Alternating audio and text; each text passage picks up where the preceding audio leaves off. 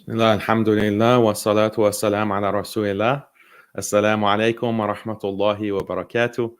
Welcome to our post-debate analysis, where I'm going to be doing the work of defending Andrew Tate and explaining why Muslims, especially, but really any person of conscience, should be defending Andrew Tate. Really, the answer, I'll give a simple, straightforward answer, and then I'll elaborate, inshallah. But the simple answer is that if we don't defend Andrew Tate, we really can't defend on the liberal assault on humanity. We can't defend against this kind of hegemony from liberal powers that continuously crush any kind of political dissent, any kind of political criticism, any kind of political challenge. So this is what's really at stake in defending Andrew Tate. Andrew Tate is, you can have any kind of opinion about him. You can think that he's a complete scumbag. You can think that he's a highly immoral person. He's, arrogant, whatever. But you would still want to defend him against these charges, as I'll explain. I'll explain what the stakes are in defending Andrew Tate. And I would defend Andrew Tate even if he were not Muslim. I mean, this is the common argument that we see from the detractors of Andrew Tate, the fanboys of Destiny, for example, or even Destiny in the debate that I had with him. He made the same point that people are making, that, oh, you're only defending Andrew Tate because he became Muslim. Otherwise, you wouldn't care. That's not true.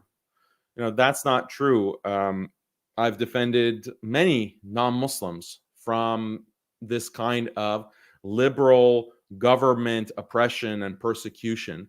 And Julian Assange is one example. Bradley Manning is another example of people who are non-Muslim that I've defended, because it's so clear that they are political dissidents, that they have done highly valuable things. In the case of Julian Assange, he's revealed by publishing all kinds of classified documents that show government illegality. You have people like Bradley Manning who have leaked and documentation showing the criminality, the war crimes that America engaged in against Iraq, against the people of Iraq, Muslims, Christians of Iraq. So this is, without that kind of bravery to stand up and do something that destroyed their lives because they were put in prison or they've been detained, that's something that is bravery that we should support and we should praise, even if it's coming from a non-Muslim. Look at how much, what a service that is to show the crimes of the United States or the coalition powers against Muslims, against these Muslim nations, and the kinds of, criminal activity that was engaged in, that was hidden. It was classified. It was hidden. It was never going to be revealed by the government. They're not going to show their criminality, but those things were leaked, and that created a lot of pressure. Allah knows how many Muslim lives were saved or helped because there's all this kind of scrutiny and pressure on the United States and these Western powers in the way that they operate overseas against Muslims, against other countries. So it's not about being Muslim. It's not that Andrew Tate converted to Islam and therefore we have to defend him no matter what. That's not my position, and that's not my argument. I do believe that Andrew Tate is a political dissident. I believe that the United States and other liberal governments want him silenced. They view him as a threat because he's highly popular. He's reached this kind of status of popularity globally, and he's speaking regularly against liberalism and a liberal way of life. He is critiquing the feminist system. This is dangerous for someone at his level of popularity. That becomes a threat, and that's where we see that this whole idea of free speech is not really absolute, and these kind of illusions of grandeur, delusions of grandeur. Oh, the West is all about free speech, and we allow people to say anything, no matter how offensive. Okay, then why is Andrew Tate and people like that, political dissidents, simply for their speech, they are being repressed, they are being persecuted, they're first of all banned across all social media, then they're if that doesn't work, they are put into prison. So this is what I pointed out in the debate with Destiny, is that this is a recurring tactic by the liberal West to take out political dissidents. And I mentioned Martin Luther King, I mentioned Julian Assange, and what did Destiny have in response? That, oh, this is irrelevant. Martin Luther King, that black guy 80 years ago, that's the way he dismissed the example of Martin Luther King. But when you look at the classified documentation that has been released, about Martin Luther King, the government targeted him specifically using accusations of sexual infidelity, rape, and so forth to smear him, to ruin his reputation. And they tried to do it with others as well. They tried to similar things with Malcolm X, as people are pointing out in the comments. This is standard practice for liberal powers. We see the same thing with Julian Assange. They want to smear these political dissidents as immoral, unprincipled, sleazy. It's a smear campaign, and it works. It silences people, and it creates this terrible public image. So that's significant. So even regardless of whether or not a person is guilty of sexual harassment or rape or trafficking or whatever, the tactic is there. The tactic is well known. The tactic is historically established, and the government acknowledges that it does this, that it uses this tactic. So that's the significance. And I didn't have to, in the debate, I didn't have to prove that the US was targeting Andrew Tate and making up these accusations again. I didn't have to prove that. I only had to demonstrate that it's a possibility. And if it's a possibility, then you cannot, without a reasonable doubt, say that Andrew Tate is guilty. There's a huge doubt. There's a huge reasonable doubt that he is being targeted because he is a political dissident. And if that's a possibility, you don't have to establish that as a fact.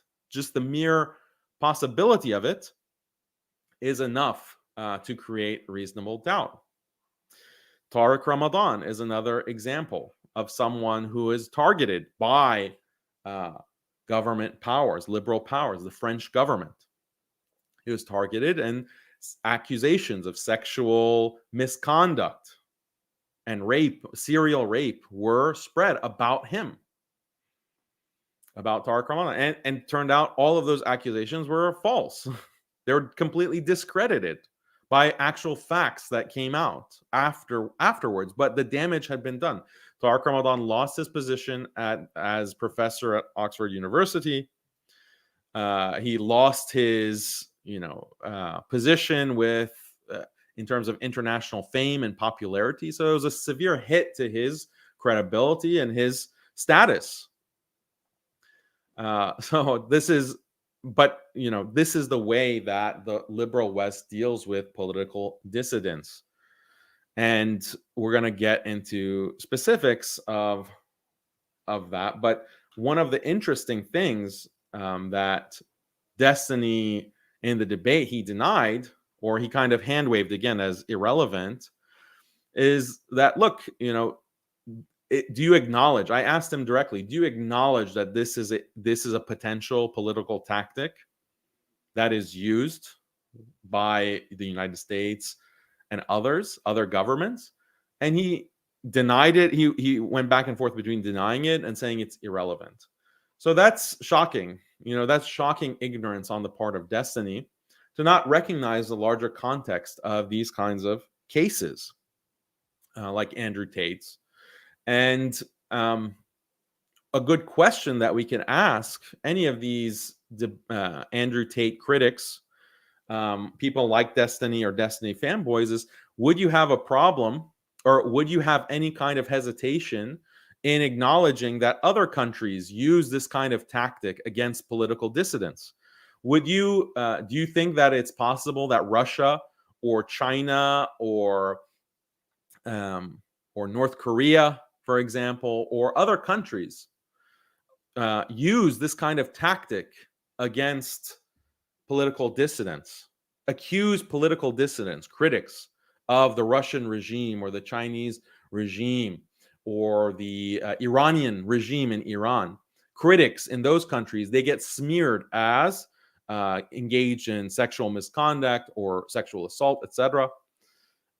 Destiny would have said that, well, that's something that is obvious. Obviously Russia and China and Iran and North Korea, they use these kinds of dishonest tactics against political dissidents. Of course, Destiny would say, acknowledge that. And in fact, the US government itself acknowledges that that's the case, that this is something that is used in these other countries. And I'll give you examples. So here, this is published by the Washington Post. Morocco must stop using sexual assault allegations to silence dissent.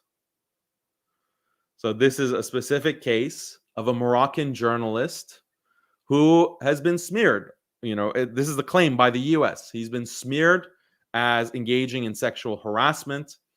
But the US is publishing things like this. And other American outlets controlled by the US government are putting out, not just the Washington Post. I'm not saying the Washington Post is arm of the government. I'm talking about like Voice of America or different kind of radio programs, television programs, satellite TV that's broadcast around the world that will say that, look, Morocco or Russia or Iran are attacking journalists, pro-America or pro-Western journalists, and smearing them for sexual assault. And this must stop. You're silencing dissent. Where is the freedom of speech? Another example, radical Russian artist in real-life drama over sexual assault claims. So this is a Russian artist who's critical of Putin, and there are accusations of sexual assault that has, smeared him or had the effect of silencing him, chilling his speech, and putting him in prison. And the U.S. organizations, human rights organizations aligned with the West say that this is silencing of political dissent. Russian court extends jail term for Gulag historian to 15 years. So this is a historian who revealed mass graves from the Stalin era, and what human rights groups say, and now he's accused, or he has been accused, he was convicted for for sexual abuse of his, I think, foster child. So the US government says that he is a political dissident who's being silenced by bogus charges, by bogus sexual allegations, misconduct allegations. Russian Libertarian Party head is latest Kremlin critic to face pedophilia accusations. So this is Radio Free Europe, Radio Liberty. This is US government outlets, media outlets. And they point out that, this is highly likely just smearing by the Russian government, embroiling Mikhail Svetov in accusations of pedophilia, false accusations. This is Amnesty International. Again, Morocco. Journalist Omar Radi sentenced to 6 years after unfair trial. So these are people who are accused of all kinds of sexual misconduct that is comparable to what Andrew Tate is being accused of. So the US acknowledges, and these international rights organizations acknowledge, that this is common practice around the world. right? British Iranian anthropologist who fled Iran accused of sexual abuse. Okay. Oh, this article from The Guardian mainly focuses on the idea that he has been smeared, that these are false accusations, or at the very least, there's a question like, was it really consensual? Like these kinds of relationships that are being characterized as rape. And it seems highly likely that this is a case of silencing political dissent.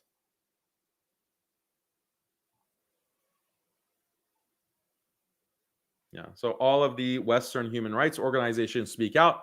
This is a violation of journalistic freedom and freedom of speech. Court in China's Chengdu jails veteran rights activists on trumped up charges. Radio Free Asia. See, this is another US outlet. It's trumped up charges. These are unfair trials. You're just silencing political dissent. Charges of sexual misconduct are sometimes used to target peaceful critics of the ruling Chinese Communist Party. So the Chinese government is accusing him of child molestation, but here is Radio Free Asia of the United States saying that, oh, this is something that is used. This is used by the government of China to target peaceful critics.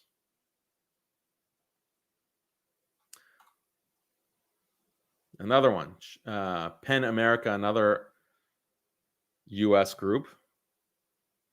He's a dissident. Chinese performance artist and human rights advocate Chen Yunfei was charged in 2015 with incitement to subvert state power and picking quarrels and provoking trouble after visiting the grave of Tiananmen Square massacre victim Wu Guofeng. After 2 years of detention without trial, Chen was sentenced on March 31st, 2017 to 4 years in prison, where authorities reportedly tortured him twice and kept him in shackles for prolonged periods of time. Chen was released, completion of his sentence on March 25th, 2019, but he was arrested again only 6 months later for making comments in support of the Hong Kong's anti-extradition protest. After a month in detention, Chen was released and placed under house arrest. So, where's the sexual assault?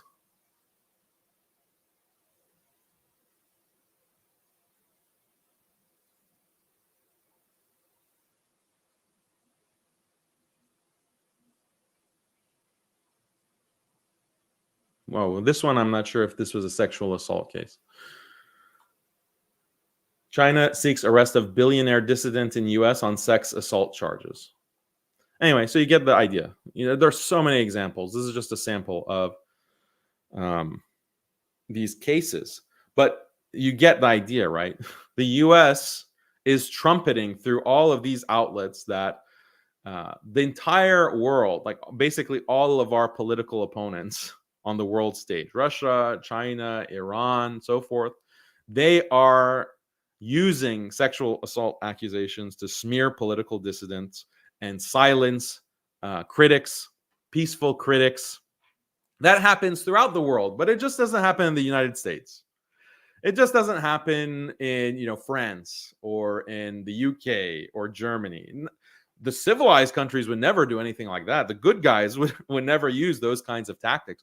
Oh, Romania, Romania would never use such a tactic to silence someone. No, that's unheard of. Only the bad guys, only Russia, only China, only Iran. Those are the baddies that you have to look out for. They use those kinds of tactics. So that's basically what these Andrew Tate critics and people like Destiny, they don't want to acknowledge. They don't want to even acknowledge that. So I'm reading your comments too. Like Jimmy is saying, straw man, Daniel. Nobody is saying that. What do you mean nobody is saying that? Yeah, I know nobody is saying that Russia and China and Iran don't engage in this kind of behavior. They say that they do. That's the contradiction. Someone like Destiny, you heard Destiny say, like, there's no evidence for this. He was highly skeptical about the possibility that the U.S. is engaged in trying to silence Andrew Tate and other political dissidents by using trumped up sexual assault accusations, trafficking accusations. He wasn't even willing to acknowledge the possibility. And all of you critics of Andrew Tate are also refusing to acknowledge the possibility. If you do acknowledge the possibility, then how can you insist that he's guilty? How can you insist that he's guilty? That's the contradiction. So let's talk about, let me make a comment about Destiny for a second. So Destiny, people either love him or hate him. And I take kind of a middle position. I obviously completely disagree with the vast majority of his views. But I have to give credit to Destiny. I have to give him credit. Why? Because Destiny, he at least tries to defend the establishment. He represents the establishment. He defends establishment positions. He goes and has debates about how Biden is, a good president and how the Biden administration is doing a good job. And basically everything that the US government does, he's going to defend in some way. Like, especially when it's something that there's a lot of debate about or criticism about, he consistently defends the establishment. And that is something positive, believe it or not. Why? Because at least he's willing to debate. Most of the supporters of the US establishment, they're not willing to debate. They're only going to smear you as a, hate monger, a bigot. They're going to try to deplatform you. They're going to try to silence you. That's what most of the supporters of the US establishment do. And I don't care if it's left wing or right wing. When you had George Bush in 2 terms in office as president, the Republicans were silencing all kinds of dissent as well, calling anyone who criticized George W. Bush as a Al-Qaeda sympathizer, as a terrorist, as this. They were engaged in the same kind of silencing tactics. This is something that is just endemic to liberalism. It's not just in the current presidency.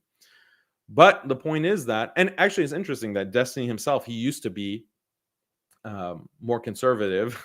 I think it was perhaps correlated with more conservative presidential politics, but I'm not sure about that, so don't quote me. But now he's supporting the liberal regimes. So the thing is that he is willing to go and defend and make an argument and debate. He's not just silencing critics of the regime by calling them bigots, hate mongers, terrorist sympathizers, etc. So that's to his credit. But I mean, this debating him is always going to be an uphill battle. Why? Because he is defending the status quo. He's defending the status quo, and he has this huge following, and he's allowed to have this huge following because of his alignment with the establishment. His videos aren't going to get dinged or penalized in the same way as others who are critics of the establishment. People that Destiny debates against are regularly deplatformed from YouTube. They're kicked off of YouTube. I can think of 3 separate examples. I'm not saying that debating Destiny caused them to be deplatformed, but it's just interesting. It's interesting how that works. So Destiny is allowed to get this huge audience on social media, and he's, I think, insulated from the same kind of attacks like on social media, deep threats of deplatforming on social media that others get. An example was the debate was streamed to my channel and his channel and Modern Day Debates. Last week it was streamed, but only my channel was penalized for a age restriction. Only my channel got the age restriction for that video, not Destiny, not Modern Day Debates. Eventually that age restriction was lifted, but why was the age restriction put in place in the first place? Why what his video was much more popular. It was getting a lot more views. He has more channel subscribers, but the Muslim skeptic version of the video was attacked either through mass reporting or whatever else. And then YouTube enacted that age restriction.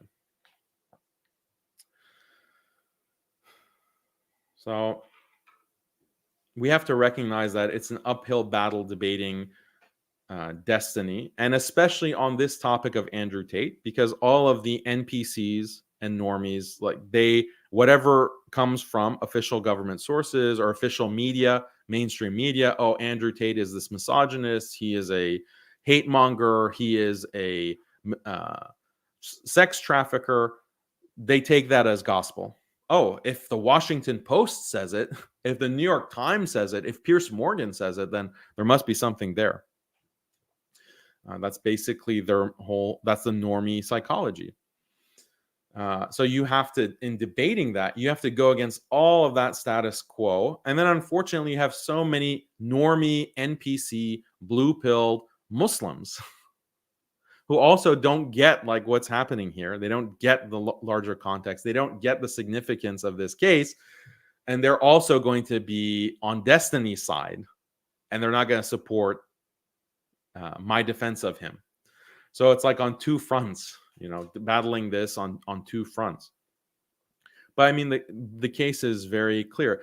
And that's also the problem with the format of these political debates is you don't really get much of an opening statement. So I only have 5 to 7 minutes because Destiny doesn't want a long opening statement.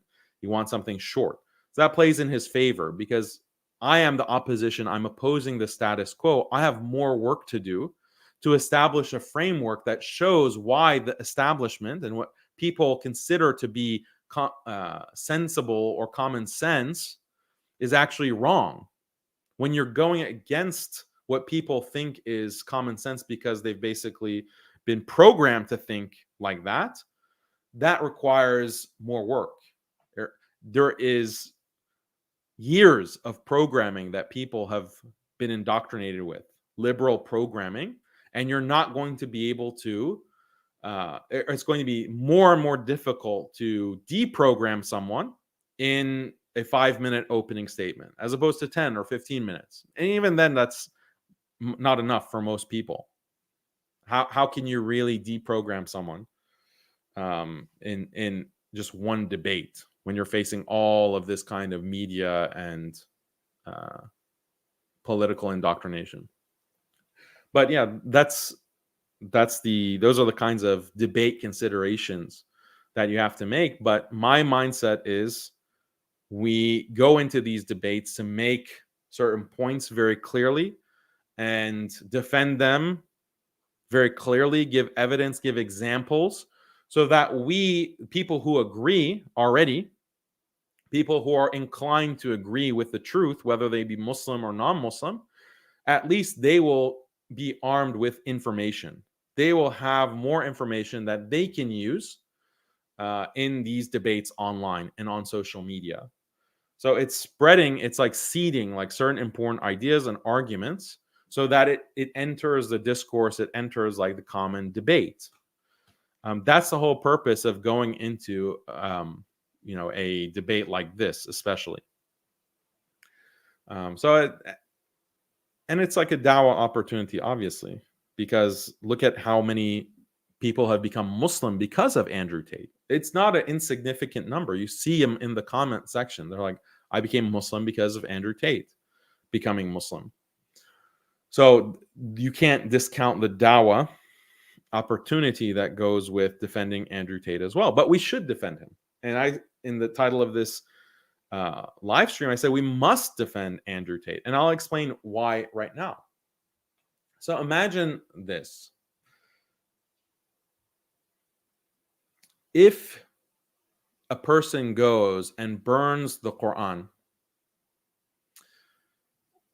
they are considered a defender of free speech. They're standing up for the principles of free speech. You can go in front of the Turkish embassy in Sweden and burn the Quran, and the government of Sweden will deploy all kinds of police to protect you and to, prevent anyone from stopping you doing that act. And you'll have Swedish politicians who will come out and defend you and say that what you're doing is something very virtuous and beautiful. Even you're standing up for free speech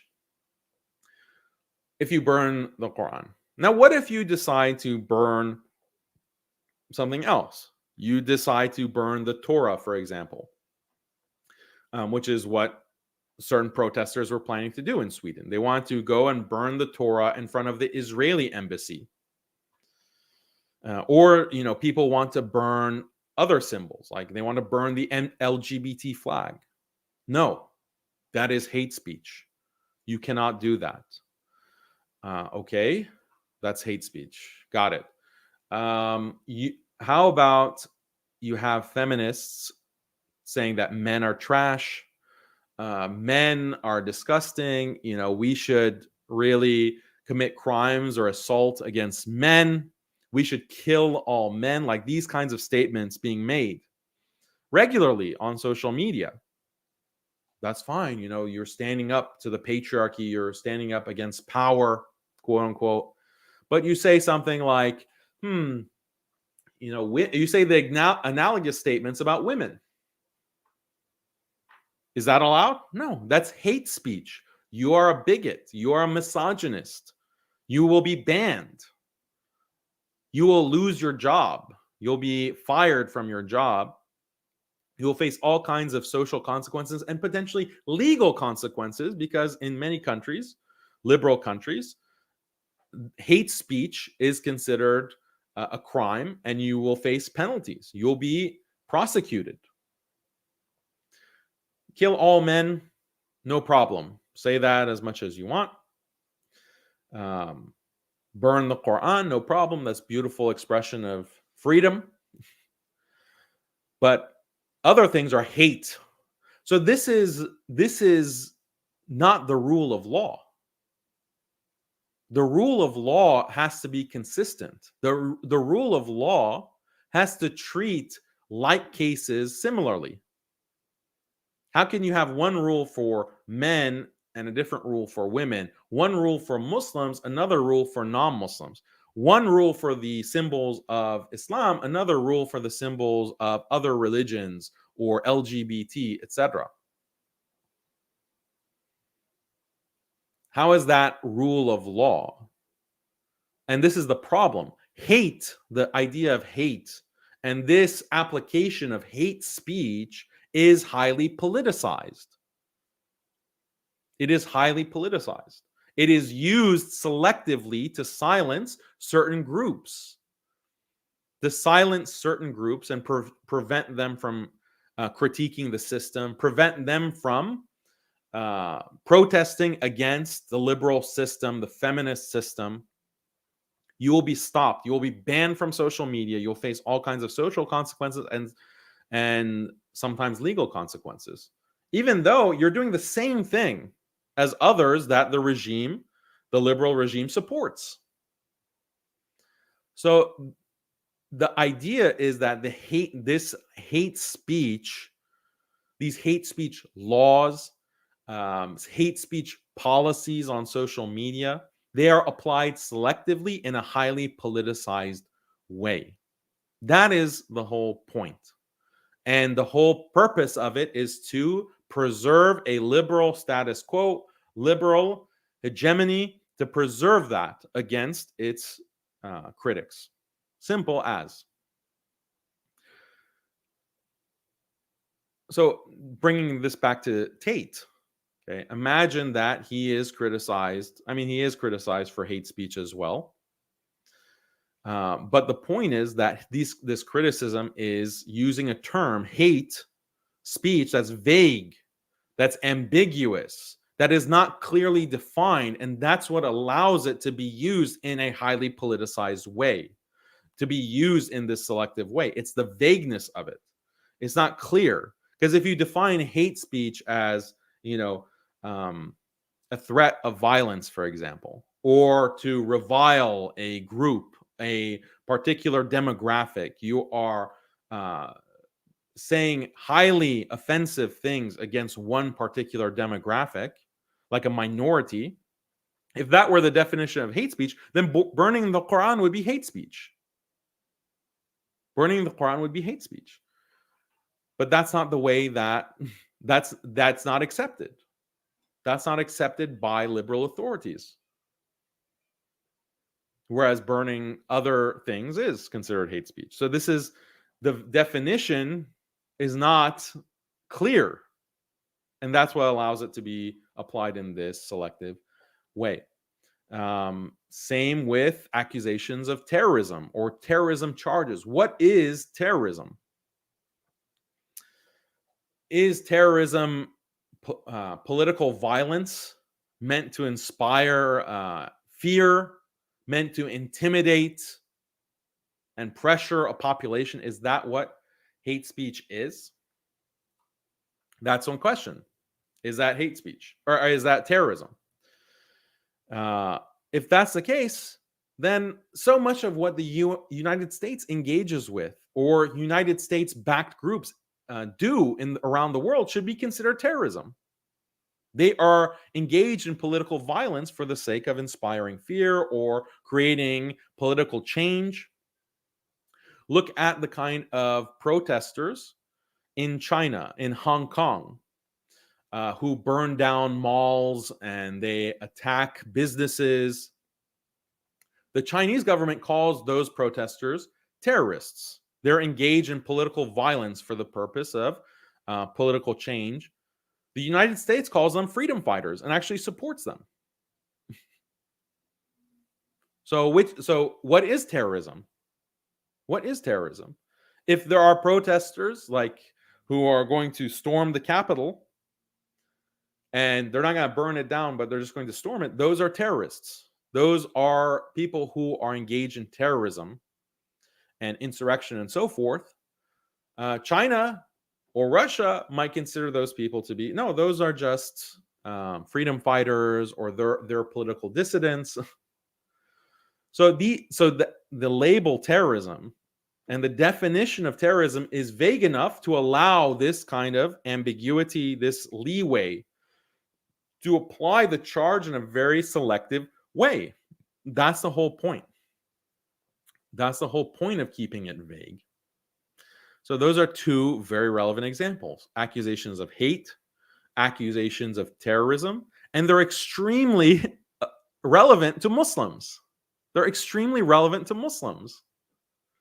Muslims have been the main target of this type of liberal tactic. How many Muslims have been accused of hate and being terror sympathizers simply because they reject the liberal morality or the liberal system, and they're just critics of the liberal system? I am constantly called a hate monger. I'm constantly called a terror sympathizer. Constantly. Just look at the comment section. Why? Because I criticize liberalism, because I criticize feminism. I actually denounce and I disavow and I condemn any kind of illegal activity. I have to do that. I have to constantly put out these disavowals of terror groups. I have to do that because I'm constantly being smeared as a terror sympathizer, as a hate monger. I have to say that no, I disavow, do not commit any kind of illegal activity, any act of violence. I disavow any kind of politically violent act of terrorism or these terror groups.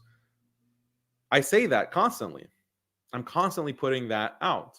I have to do that. Destiny doesn't have to do that. Destiny doesn't have to put out these disavowals. Destiny, your anti-Russian position is causing violence in Russia, is calling political dissent in Russia that could lead to all kinds of violent activity in Russia or China or Iran Look at what happened with the protests that were happening in Iran related to the hijab. People like Destiny and other liberal commentators, their speech is very much connected to violence that is coming out, that is happening in Iran or Russia or China. Do they have to put disavowals? Do they have to say that, no, we disavow any kind of violent activity, any kind of, illegality in China and Russia? Just obey the authorities. Do they have to say that? Does Destiny have to say that? Of course not. So he's aligned with the regime. He's aligned with the liberal establishment. So how does this relate to Andrew Tate? Well, accusations of human trafficking are vague in exactly the same way. Accusations of rape and sexual assault are vague in exactly the same way. And that's what I'm going to spend a little bit of time explaining to you. But before I do that, let me address some of these super chats. So, Kim, Jazakallah khair for your super chat. Brother Daniel's work is needed and important. Appreciate it. Very generous super chat. Barakallahu feek. Here. Jamal, Jazakallah khair. Does Andrew Tate stand a chance being exonerated if the corrupt government wants him imprisoned regardless? That's a good question. Yet to be seen. I think that he's really facing an uphill battle, and I think the chances are that they're going to try to embroil him in these controversies as long as he's popular online. So I think that they're just waiting to see, does his popularity wane because of these accusations and because of him being in prison? I think they're calculating that. How hard do we need to go after Andrew Tate? If he's going to just fall off, like he's just part of one social media cycle and he's going to be yesterday's news, then it's going to be, mission accomplished. We already were able to smear him enough to decrease, his influence for that time. And now he's irrelevant. So we don't need to continue to go after him. So it's yet to be seen.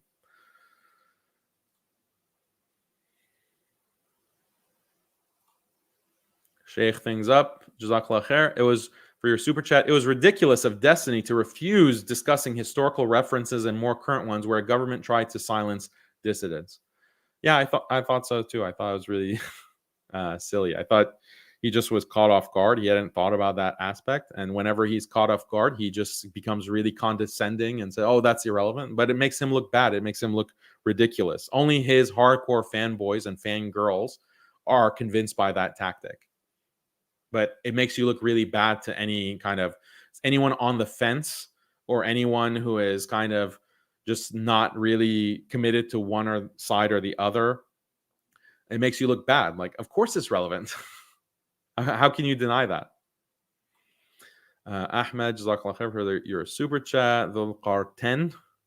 Appreciate it.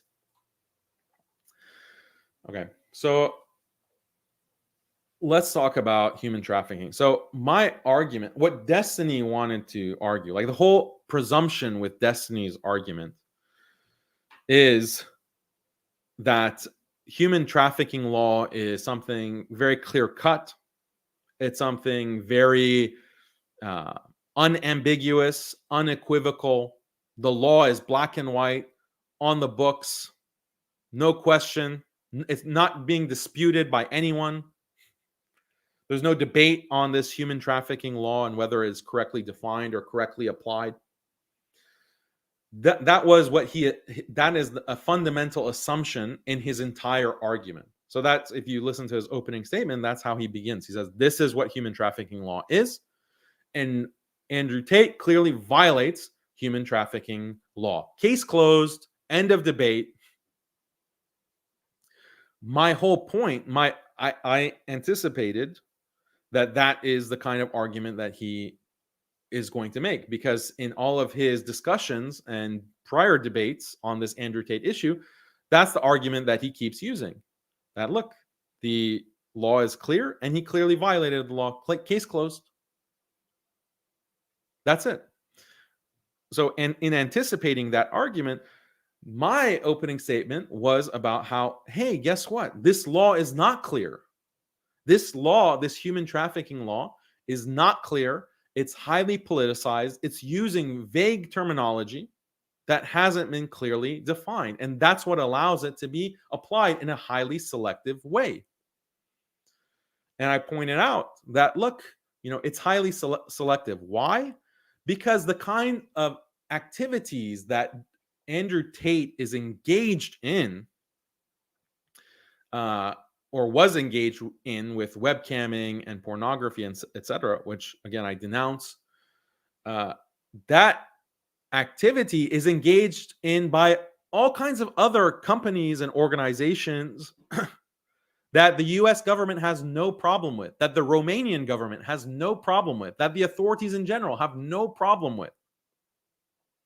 And what was funny is that Destiny brought up a couple of examples of pornography companies like Pornhub, and saying, look, these companies have no accusations of exploitation or sex trafficking or malfeasance.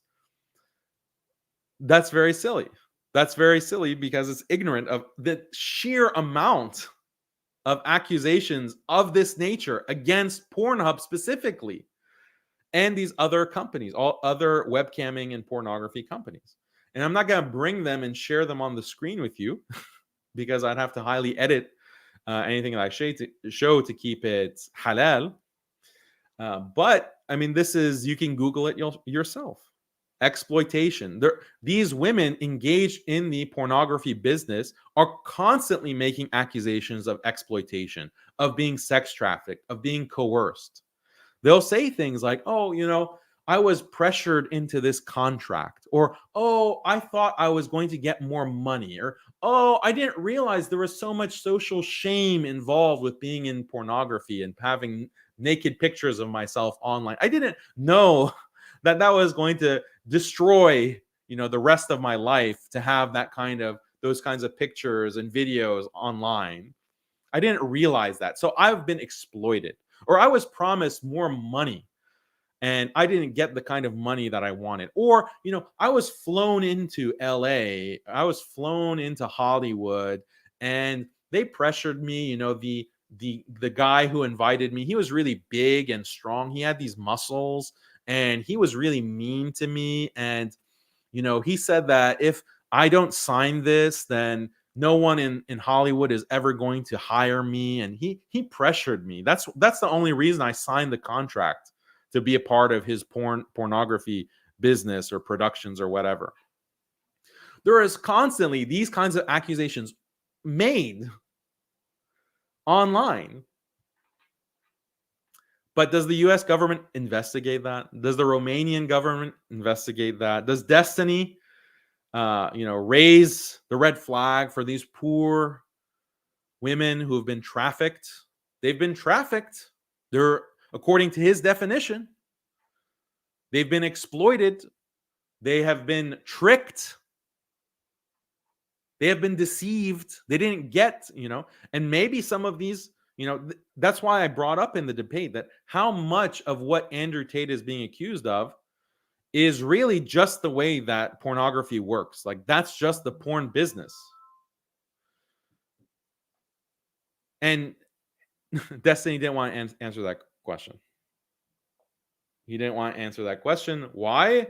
Because that's the answer. Like, that's the whole debate. Like, and think about it. Like, if it was so clear cut and obvious that you're violating the law, that Andrew Tate is human trafficking, why would he put it on the internet? Why would he make these statements online? Why would he, have a course teaching like this kind of business model if every aspect of it is illegal? The reason is he thought it's not illegal. He thought it's not human trafficking. Why? Because the law is vague. Why? Because all of these other people, all of these other businesses are engaged in the same exact practices. So if I talk about it openly, then I'm not going to get in trouble for that. It's not a violation of the law. That is something that a normal person would think. Right? If I see, for example, people on the street, they're constantly crossing the street and not, on a crosswalk. They're just jaywalking. It's called jaywalking. They're crossing the street. There's not a crosswalk. There's not a light that says that you're allowed to cross. If I see people constantly crossing the street, I'll think, oh, well, that's something that is perfectly fine. I don't really see any enforcement. I don't see people are getting jailed for that. And sometimes I even see police engaged in that, crossing the street without being on a crosswalk. Look at these police cam videos. And police are constantly going right and left across the street, not on a crosswalk. So I would, based on the way that the authorities are behaving and based on the way that everyone else is behaving, we'll talk about, crossing the street and, not going on a crosswalk, etc. But then the authorities hammer me and say, oh, you're engaged in jaywalking. You've admitted to your crime. You're on record admitting to jaywalking. This is something that is highly immoral, highly illegal. We're going to prosecute you. Imagine, like, just for example. So this is what is happening with Andrew Tate. The United States, Destiny, the Romanian government, they're not investigating anyone else. They're not putting any of the executives at Pornhub under investigation or in prison. He brought up also Playboy as some kind of model of ethical pornography. How many accusations of exploitation and trafficking has Playboy have been made against Playboy? I mean, there's countless. And it doesn't take sometimes it comes up in mainstream news.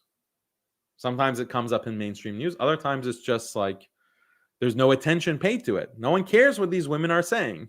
These porn actresses or whatever. So this is the main strategy that I was using against Destiny. And if we look at the comments of Destiny fanboys and also some of the comments on modern day debates, we can see that people just weren't getting it. People weren't understanding, like, this is the argument. There is no clear rule of law on these cases. And the US government the State Department uses accusations of sex trafficking in a highly politicized way. And I'll show you some of the people who are making this point. It's not something that I made up myself. So give me 1 second to bring it up.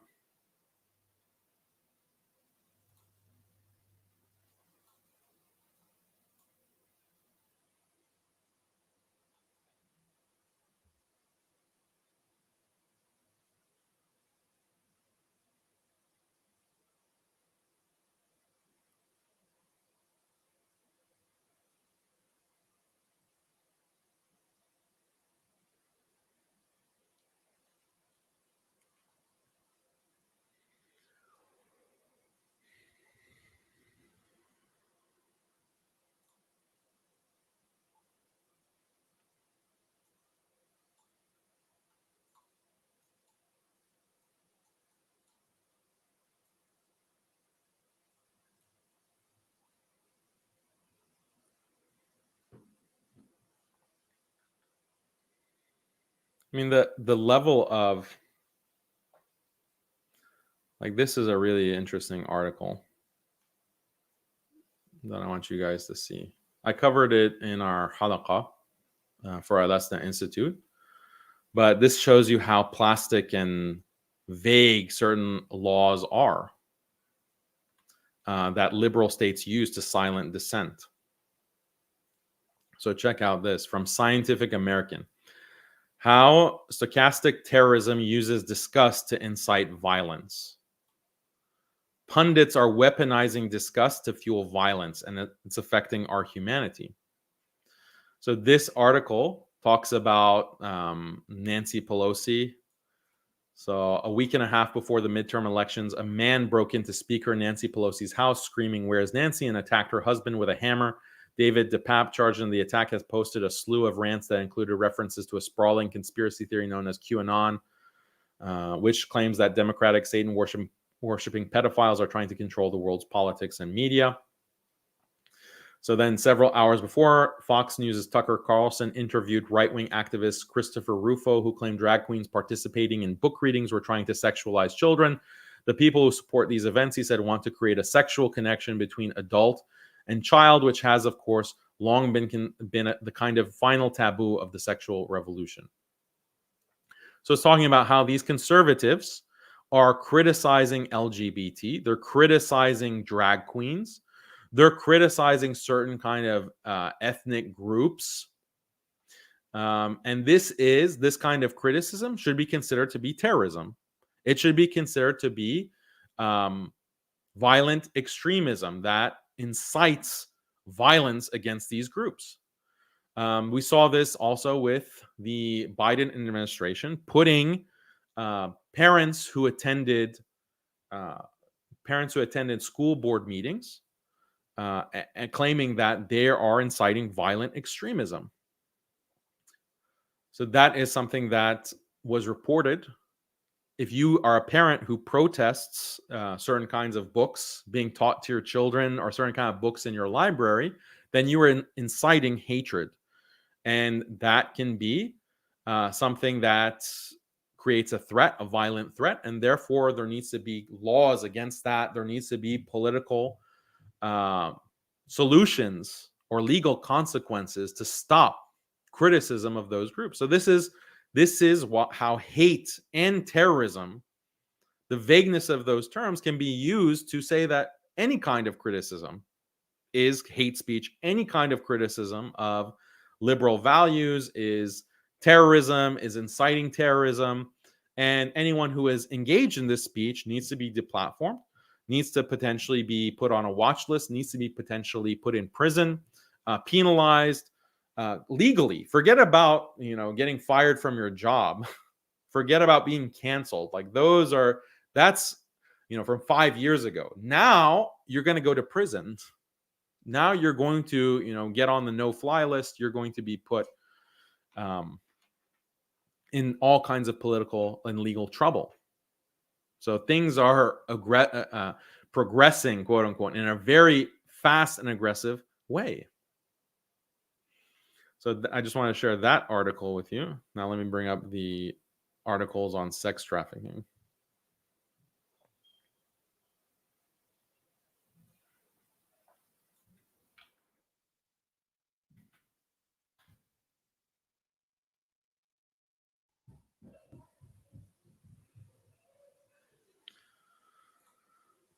So here's an academic article published in 2022.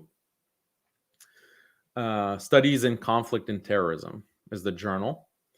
And the abstract says the US government list of state sponsors of terrorism is dated, politicized, and analytically muddy, and in general not useful for distinguishing which states truly sponsor terrorism and how aggressively they do so. A better list and process would identify different criteria that go into sponsoring terrorism, and in so doing create multiple de facto lists. Lists would distinguish important factors such as the use of terrorism in war and the problematic criterion of states using their own clandestine agents for terrorism, like violence. Oh, that's conspiracy theory.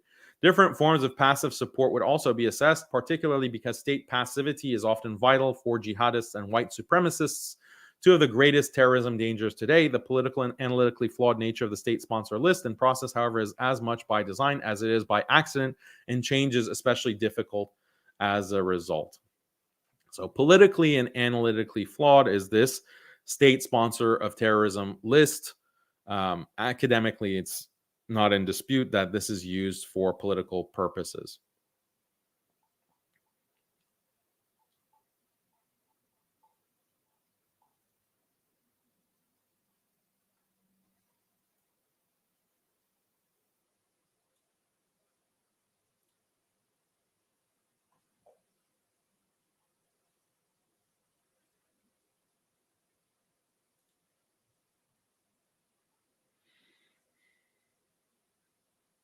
So the dispute made, like these human trafficking laws are exactly as disputed, are just as disputed.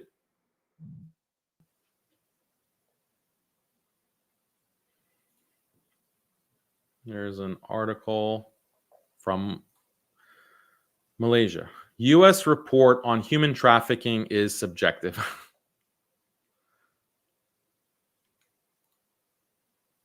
New Straight Times. Home Minister Datuk Seri Hamzah Zainuddin said the report was not only based on the information from the Malaysian government, but also other parties such as NGOs and civil society organizations. The assessment of the US State Department human trafficking report placing Malaysia at tier 3 is subjective. Home Minister Zainuddin said the report was not only based on the information from the Malaysian government, but also other parties such as NGOs and CSOs. He said the trafficking in persons report, TIP report, which I told Destiny about, he had no clue about it, also followed US legislation on crimes involving human trafficking, namely the Trafficking Victims Protection Act of 2000. The legislation and practices differ between our countries and in the context of 3 elements in evaluation, such as prosecution, enforcement, protection for victims, and prevention, he said when presenting the Home Minister's briefing on TIP in the lower house today. So what Malaysia is complaining about is they're placed on tier 3, which is like the lowest tier. That means like Malaysia is a hub for human trafficking. But this has major economic consequences for Malaysia. Many businesses will not do business internationally with a country that's on the tier 3 list because of their ethical standards internally with those companies. So this is something that will penalize a country to be placed by the US on tier 3. And as a historical fact, Romania has also been threatened with being placed on a lower tier. They were on tier 2, and something like prosecuting Andrew Tate potentially will boost them up so that they're no longer in a problematic tier. This is highly politicized. And Romania, the Romanian placing on this list, you would think, obviously, could potentially have an effect on how aggressively they prosecute Andrew Tate and whether they're going to release him or not, or whether they're going to proceed with prosecution or with prosecution or not. So these are like basic things that Destiny would not acknowledge.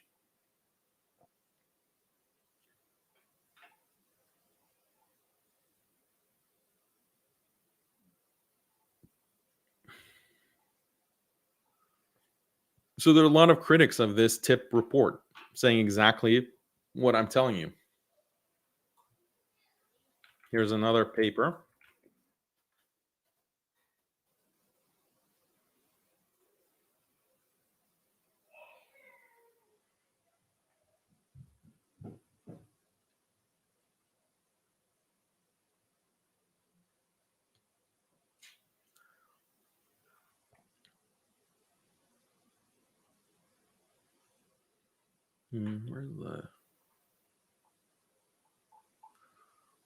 So here's the article, but improving the effectiveness of the international law of human trafficking, a vision for the future of the U.S. trafficking in persons report, the TIPS report. So this, I'm not going to read the whole abstract, but crucial to it is that unsurprisingly, the Trafficking in Persons report issued every year since 2001 has been criticized on a wide range of fronts. Its very existence angers activists and governments alike who object to the USA appointing itself supervisor and arbiter of a complex international issue that remains both contested and controversial. So I think I did read that in the debate. The abstract doesn't include that quote, and the full text is not here. But it's very contested. It's very controversial. People are constantly criticizing this report and the laws, like the human trafficking laws that Andrew Tate is being criticized under, and pointing out the subjective nature of it. So this is what is happening internationally. But again, Destiny was not interested in these kinds of very, what he calls, irrelevant points.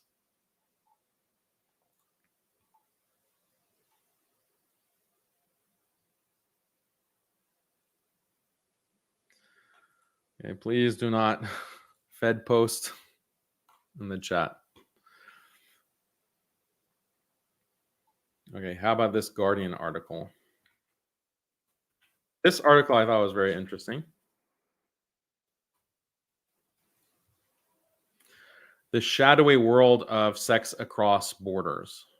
So this is from 2008, and this is around the time that this TIPS report was being used or established, I believe. But this talks about how there are migrants who they want to use sex work, as a way to go to another country and pursue economic opportunity as migrants. They use sex work, but according to the definition of sex trafficking, they are victims.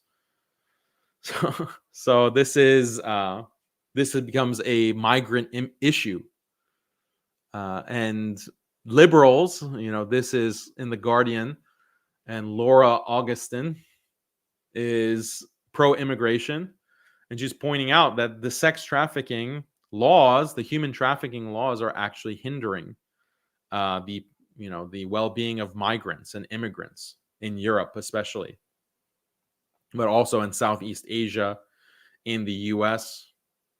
So read this article and you'll get a good sense of how disputed like these laws are.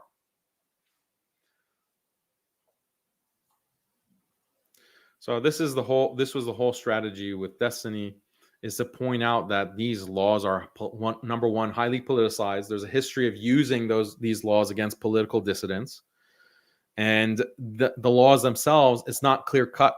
It's not a clear cut. And he kept wanting to say that, oh yeah, well, there is going to be some ambiguity in every definition, like murder or assault, or there's always going to be ambiguity, and that doesn't disqualify the validity of that law.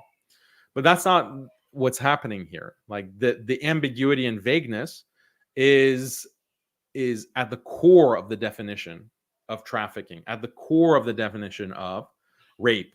And that's why I also brought in affirmative consent, which he refused to answer. Affirmative consent means that this is what is promoted by the Biden administration. Let me show you that. Basically, and affirmative consent is also what is taught in schools, in colleges, basically, that it's not enough for a man and a woman to say, yeah, let's sleep together, and then anything that happens after that is consensual. No. If a man and a woman, they consent and they say, yeah, let's sleep together, then every single action that is undertaken after that also requires affirmative consent, meaning the person has to say, yes, can I take off your shirt? Yes. Can I take off your pants? Yes. Can I do this? Yes. Can I move to this position? Yes. If at any point you do something without getting affirmative consent, that you can be prosecuted for rape under that standard of consent. So consent is a contested thing. It's a contested legal term.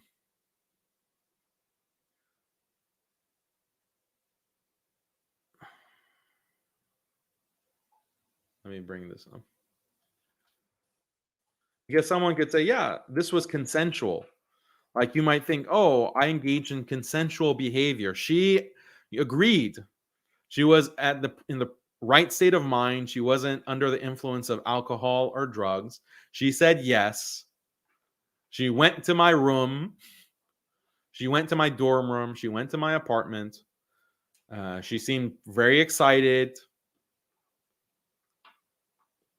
But for 1 second, I did something and I didn't ask her permission. And she She might have even nodded her head.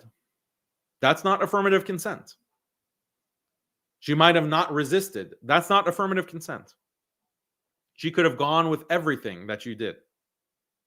But you didn't ask for consent, or you didn't get a clear yes, therefore you engaged in sexual assault.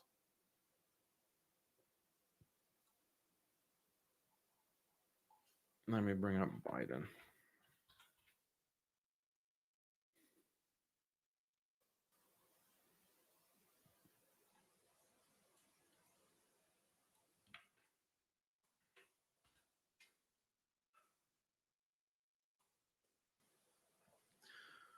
So this was their, I think, campaign website, Biden-Harris, the plan to end violence against women.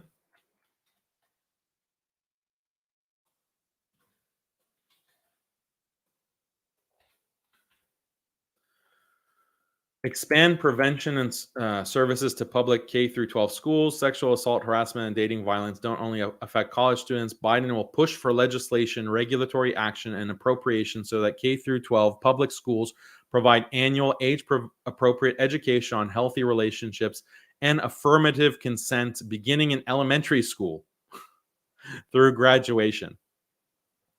So, K through 12 kindergartners need to know about healthy relationships, healthy sexual relationships. Create funding opportunities for after-school programs, so in school, out of school, youth service serving groups to implement prevention education programs, etc. Yeah. So this is this Destiny's standard of consent? It's relevant because in the Me Too movement, we've seen all kinds of accusations of women who they were in relationships with powerful men. They were engaged in sexual relationships, and they will admit that 90% of that relationship or 99% of that relationship was consensual. But there was this one time where they didn't consent. Did they not consent by resisting? No. Did they not consent by, trying to get away? No. They didn't. They just internally, they did not consent. They were thinking, "I don't like this," but the powerful man continued in the kind of actions that he had been doing in the course of the relationship. But in that one moment, so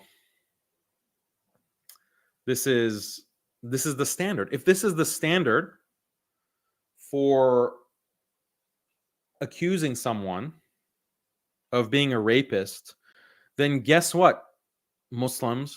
No Muslim man is immune to these kinds of accusations.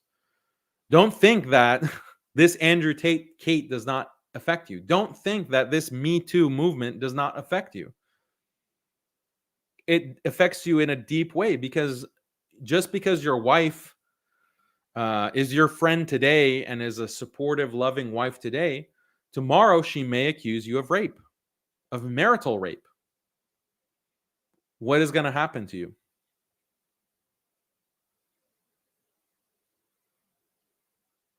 What is going to happen to your life? You're going to be put in prison. If the standard is the Andrew Tate standard, you're going to be in prison.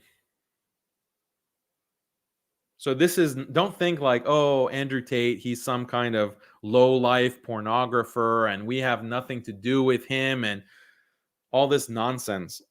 This is highly going to affect this standard, this Me Too standard of believe all women. This is highly going to affect your life. It's going to affect your children's lives. You have a son, you have a daughter. If this is the standard of consent, then and when there's no statute of limitations either. That was another thing that Destiny was hand waving. Oh, statute of limitations is irrelevant. The whole point of statute of limitations is that you want to reduce the possibility of false accusation. Because if your entire, like if you've committed a crime, there is a limit, okay, in when those you can be charged for that crime, like a time limit. So for example, you rob a store, you're going to be charged immediately. If once you're caught, you're going to be charged, you're going to be tried, you're going to be prosecuted. That's the standard. There's a limit, because if you just have a person's whole life, there's no limit. Anything that you've done, someone decides to come after you and create a false accusation, it's much easier to do that when there's no statute of limitations, when there's no limit on the time span that a person can accuse you of. It seems reasonable that if a person has committed a crime and there's victims of that crime, that charges will be brought when that crime comes to light, when that crime has been investigated and taken to trial. Like, it should happen in a immediate way. That's like basic justice. That's basic due process. You're not going to wait years and years and years and just sit on that crime. Oh, I'm not going to talk about this crime. That seems very unlikely. If you were truly if you were truly victimized, if you were truly brutalized or abused, or your rights violated, then the human reaction is, I want justice now. I want remuneration now, or as soon as possible. I'm not going to just sit on it. If you're sitting on it, that kind of brings into question, how severe was this crime and how much were you victimized? So there's a calculation on what the statute of limitations should be for different crimes, and it's considered part of due process. But when it comes to these Me Too accusations, it doesn't matter. Like, you could have mistreated according to whatever evolving standard of mistreatment, a female 20 years ago, 30 years ago, 50 years ago. Maybe you didn't even realize that you mistreated her, because the definition keeps changing of what mistreatment is. Affirmative consent is a new standard. If you didn't know what affirmative consent is, and maybe the person that you slept with or the person that you married doesn't even know what affirmative consent is. They don't realize that they were victimized until after the fact. Maybe 5 years after the fact, 10 years after the fact. So that's why you need to have a statute of limitations. There has to be a limit on when you can bring these accusations.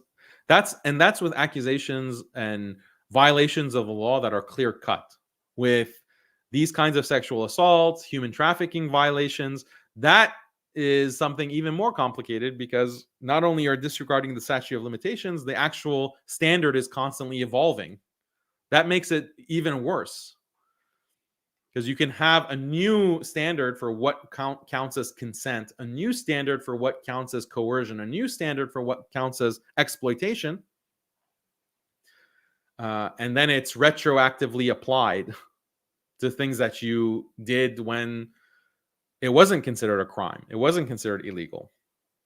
So are you getting the sense of how the law is so plastic? It is so malleable for political purposes. And this is something that, if it becomes standard, if this becomes this Me Too standard, believe all women standard, because that's primarily, let's be honest, like, and Destiny acknowledged this.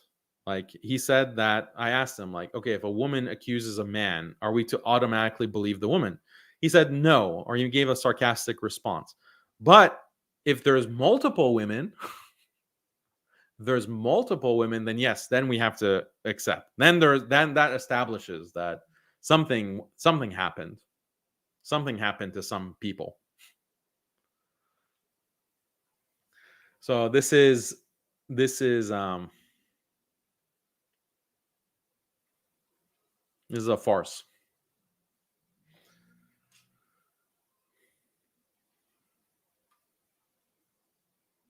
Yeah, Muslims, and for Muslims, it's particularly concerning, because we get accusations of hate. Our imams Our scholars are silenced by accusations of hate, by accusations of terrorism, by accusations of supporting terrorism. Our speech is already silenced by that. And there's examples already of even Muslim figures, Muslim leaders being targeted on bogus sexual assault accusations. This is a weapon that liberal governments are using, and you have many Muslims who are just in the dark about it, who are just being naive, or they want to just put their heads in the sand and ignore it. So let me respond to some of the comments on Destiny's channel.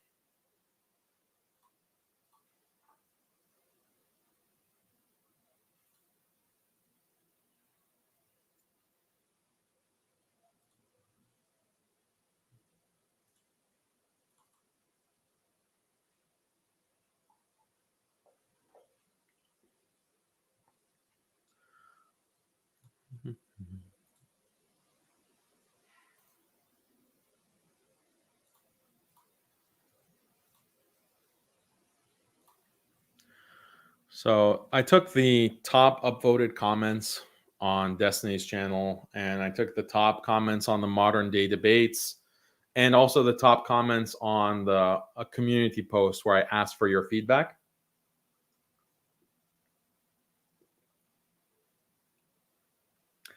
So Regis says, yes, the weakness in Destiny's position is that he investigated Tate, while Daniel cleverly made sure to ignore everything Tate has ever said and wrote in order to defend him.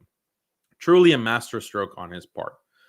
So this is like low grade sarcasm, not very creative or biting, but completely missed the point. Like missed the point of the argument, and just parroted exactly what Destiny was saying in the debate. That the rule of law is clear, human trafficking is very clear cut, and you have all of these statements where Andrew Tate implicates himself in criminal activity unknowingly, and he just like blasts and puts all of this this evidence of criminality online. So I didn't want to make this a back and forth. Like people are bringing up certain points like, oh, Daniel, you should have looked at some of the CCTV footage. Like these are supporters of Andrew Tate. Daniel, you should have, looked at these two women who claim to be they're categorized as victims of Andrew Tate, but they've come out and they say, no, Andrew Tate is innocent. He didn't traffic us. Look at their testimony online. There's all these videos. That's just playing the game.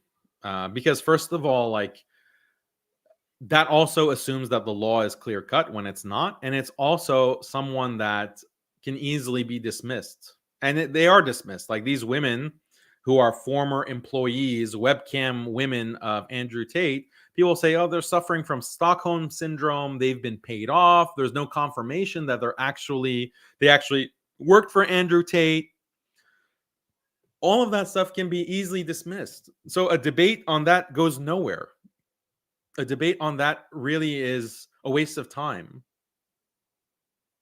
As soon as I bring up these kinds of points that you find on Twitter, oh, look at this statement. Look at this CCTV footage. Look at this context of this statement that Andrew Tate made. You're engaged in a debate that you really can't win. Because because you've just bought into the assumption of the prosecution. You've bought into the assumption of the establishment that these laws are clear cut and they're not politicized at all. And all we have to do is find a clear violation of this law to convict Andrew Tate in the court of public opinion, on the court of Twitter, and in the Romanian court. We have to reject that premise.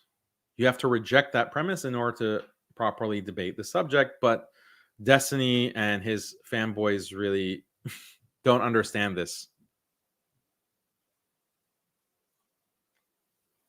Okay, so what's next? How do I go to the next?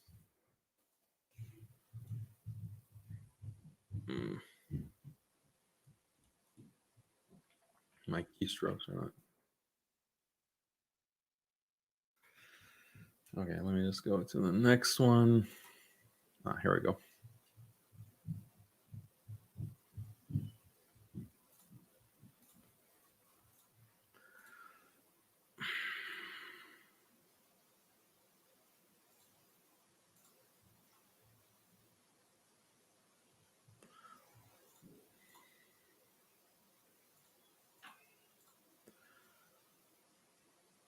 I mean, this just shows like, how are these the top comments?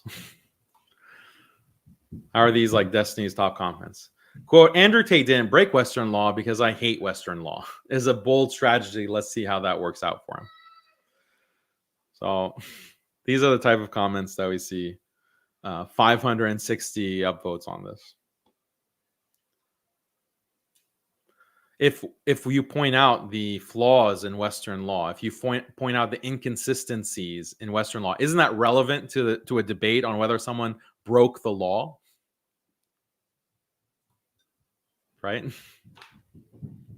But that's way beyond the pay grade of Destiny.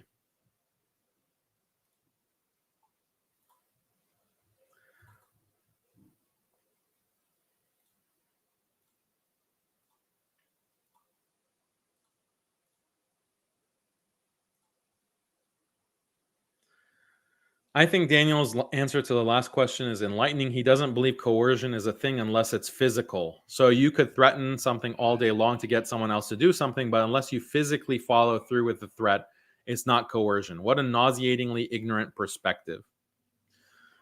No, I mean, this is straw man. You can threaten someone with violence, and that would be coercion, even if you don't engage in the violence itself. And I constantly use this point to explain how the U.S. and other liberal states engage in coercion by threatening violence, by threatening sanctions, by threatening putting you on a human trafficking tier 3 list, threatening military invasion. This is what the liberal West does all the time with other countries around the world, and then claim that they're not violent or they're not warmongers. But that is coercion. So I'm constantly pointing this out, how coercion doesn't have to involve actual violence. But that wasn't my point. My point is that if you have such a vague standard of, look, I just felt intimidated. I just felt, I felt unsafe. If that's your standard for coercion, that is a very weak standard. It's something that you cannot prove objectively. It's highly subjective. And that's like the pillar of what you consider to be human trafficking. So the pillar of what you consider to be rape or human trafficking, sexual assault, is based on a feeling that is going to differ from one person to the next. Maybe one person is intimidated by a beard, right? Oh, he has a beard. That's intimidating. So if he disagrees with me and we have some conflict, I'm intimidated by his beard. I fear for my safety. I feel psychologically threatened. But another person is not threatened by a beard, so they're not going to have that feeling of being threatened. As an example, or I'm really threatened by people who have black hair. Or I mean, this even can become like racialized. Like I have a fear of certain races. Okay, that would be ridiculous, right? To have that kind of standard for coercion, because it's purely subjective. That doesn't mean that if a person says, if you do XYZ, I'm going to kill you. Okay, yeah, that's more clearly a threat. That's more clearly a threat of coercion. But in these Me Too cases, in these believe all women cases, that's not what's happening. If Andrew Tate was telling these women, if you leave my property, or if you go work for someone else, I'm going to kill you, I'd say yes, that is definitely coercion. That is definitely a threat. I will 100% concede that. But that's not what these women are saying. That's not what these women are alleging, like in their statements. They're alleging that, I was just intimidated by his muscles. Like, he's a tall guy. He's six. So since he is over 6 foot, that's intimidating. But if he was like, in just by the mere fact, outside of anything that he says, the fact that he is 6 foot and he disagrees with me, or we had a dispute, that is enough to count as coercion and threats.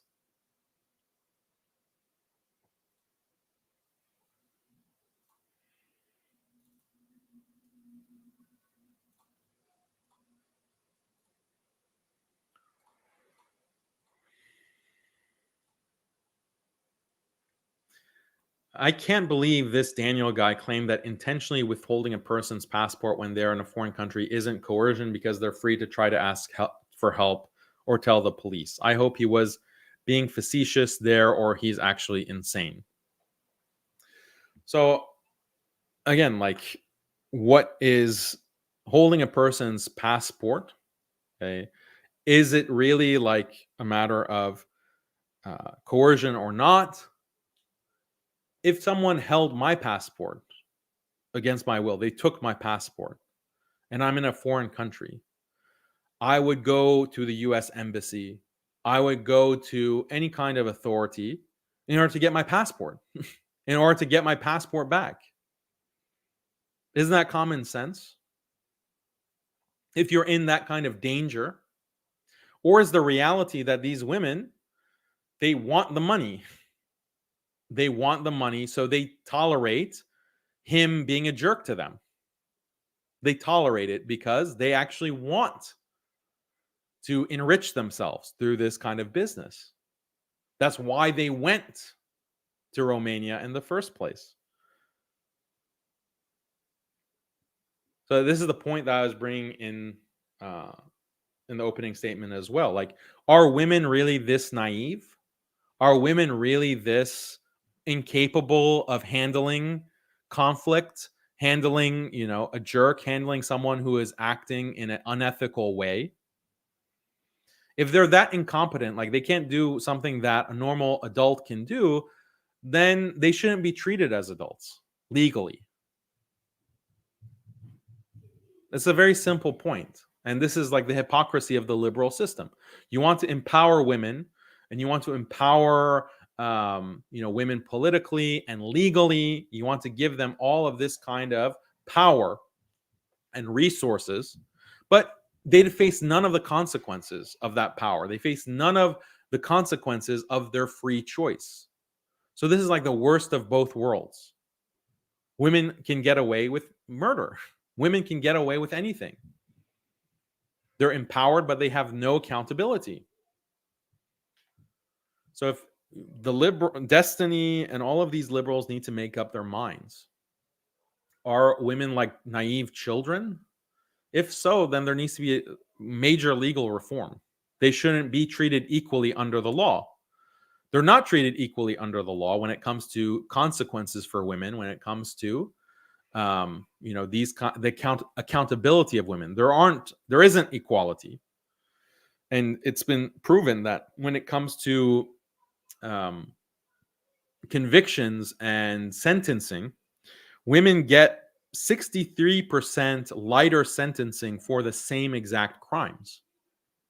They are convicted of the same exact crimes as men, but they get 63% lighter sentencing than men do in those cases. So that's less accountability. Majorly less accountability. So that's a violation of equality. They get all the benefits, but none of the cost.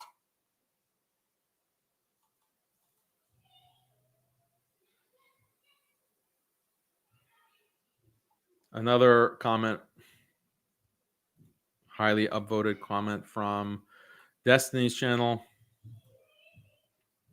Andrew Tate did nothing wrong, but also, if everyone was Muslim, he wouldn't have been able to do such awful things. Is certainly a bold take. Are you noticing, like, and this is also 700 upvotes. They keep using the same language, the same kind of sarcasm. Like, it's a bold take. Oh, that's a take. That's a hot take. They use the same language. It's like bots. NPCs. Like, this is just what you see. And okay, if it's a random comment somewhere, whatever, But this is one of the top upvoted comments with 700 likes. And obviously a complete nonsensical straw man. I mean, the thing is that if everyone were Muslim and you implemented Sharia, then yeah, you wouldn't have these cases of trafficking. Human trafficking wouldn't be a thing. These, the kind of exploitation that these former webcam girls are constantly accusing or bring to light, bring to the public, those wouldn't be a thing. So, I mean, this is a contradiction in the liberal position. If sex trafficking is so bad and mistreating women, exploiting women is so bad, this is such a crime that you have to rot in prison if you commit anything similar to this crime. Okay, you're so sensitive about these kinds of crimes. Granted, great. I agree.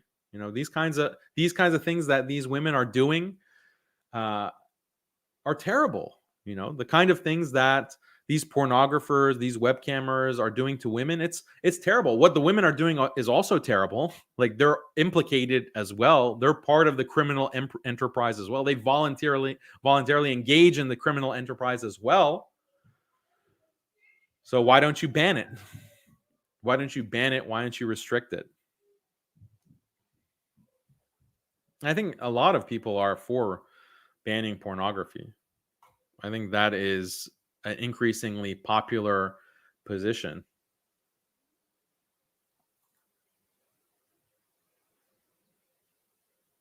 Actually, let me bring up the...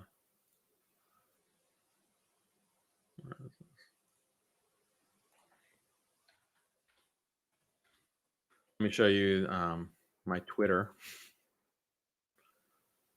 I'm back on Twitter, guys, so you can follow me there.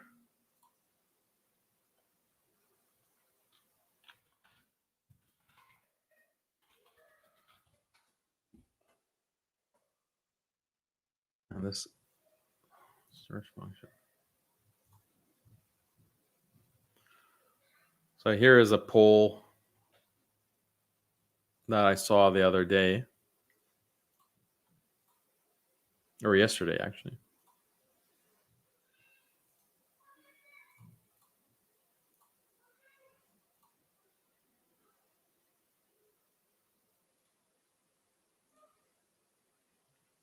So from Ian Miles Chong. So I think it's a conservative, but it's saying, should porn be banned?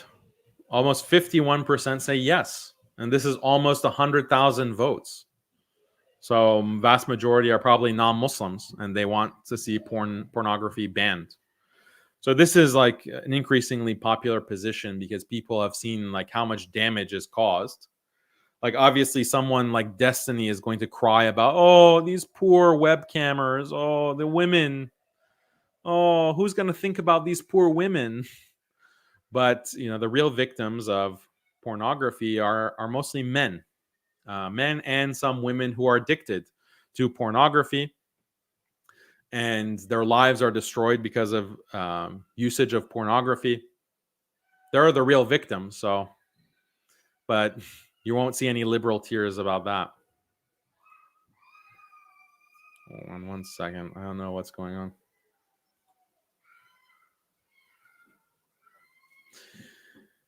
Okay, so what other comments? I mean, those are all the Destiny comments, the top comments that I saw. That it's just like so much repetition. Like, they just say the same thing over and over again.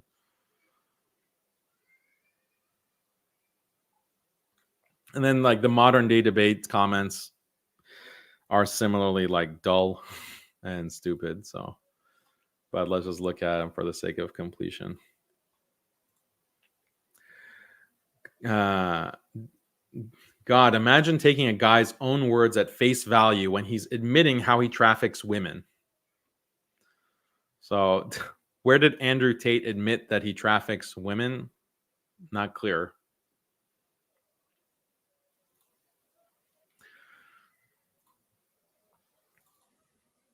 Like, Tate never says, oh yeah, I engage in trafficking of women.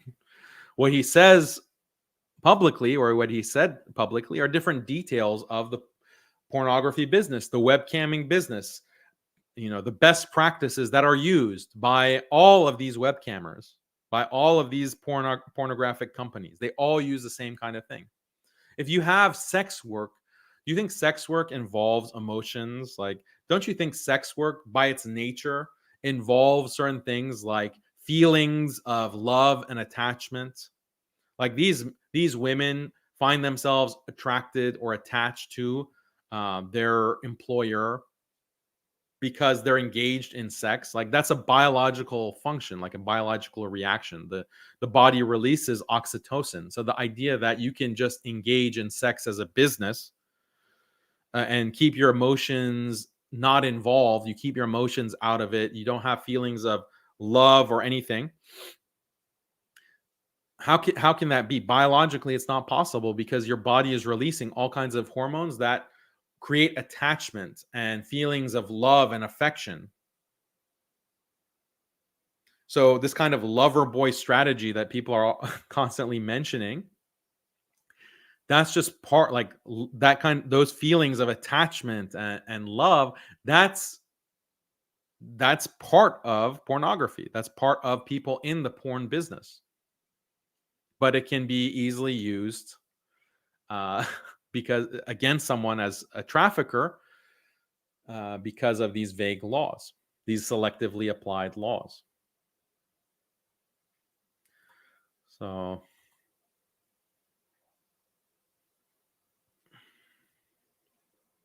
another top comment on modern day debates.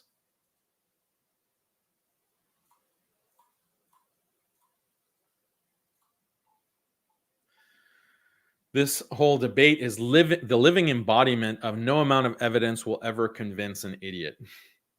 I mean, that's how I felt debating with Destiny. I don't consider him an idiot. I just consider him willfully ignorant.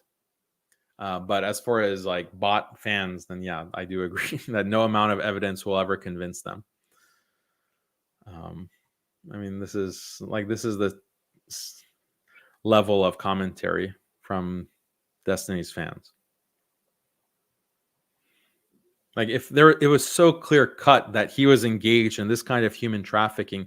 Why is this like 5 years after the fact, 6 years after the fact, he is now just being tried? Like if he engaged in these heinous crimes against women, just these unspeakable acts of violence and intimidation against women, and holding them against their will. Why is it taking so long? Why? Because the accusations were made well before 2022, well before September or even April of 2022. Why is it now? Like if they're so heinous and there's so much evidence, why has, what's the holdup?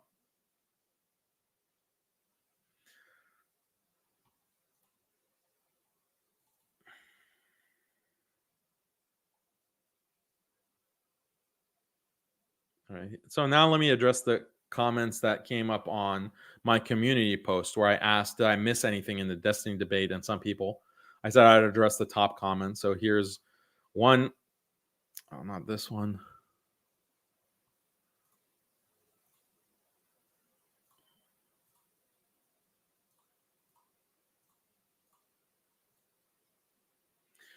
You forgot to mention the two victims who publicly came out and said they aren't victims but have been kept on the victim list by persecutors or prosecutors. Also, the prosecutors have had surveillance footage from their house for 9 months but purposefully don't submit it because presumably they know it shows women leaving freely from the house.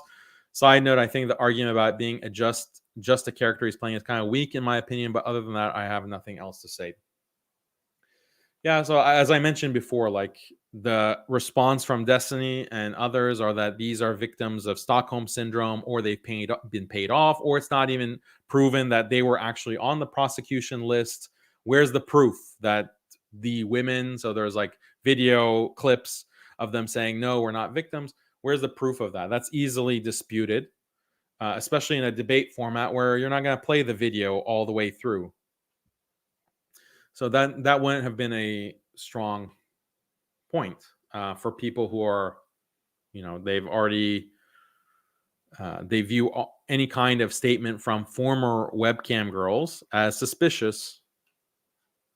What's the proof that they haven't been paid off?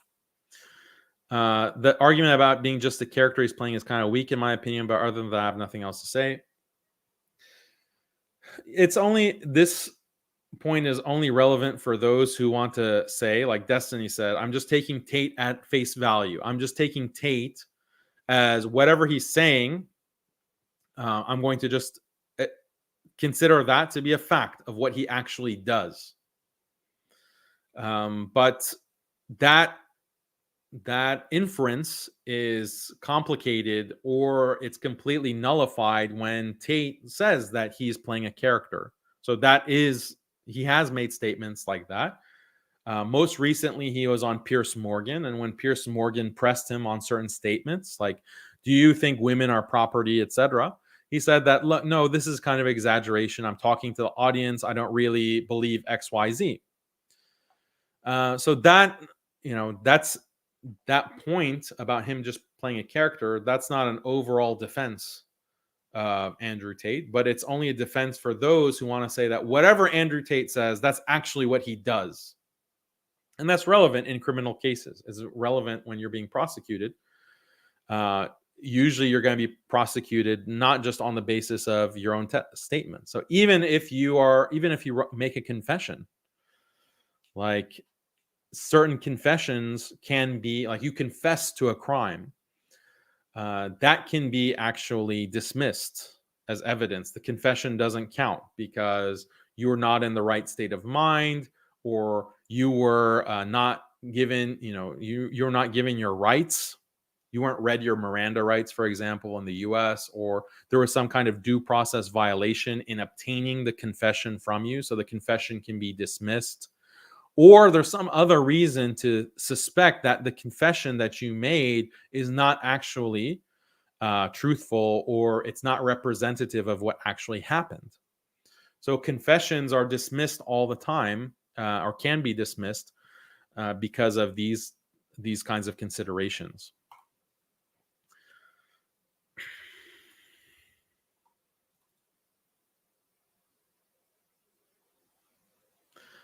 So this is another good comment to share from Muslim Skeptic channel.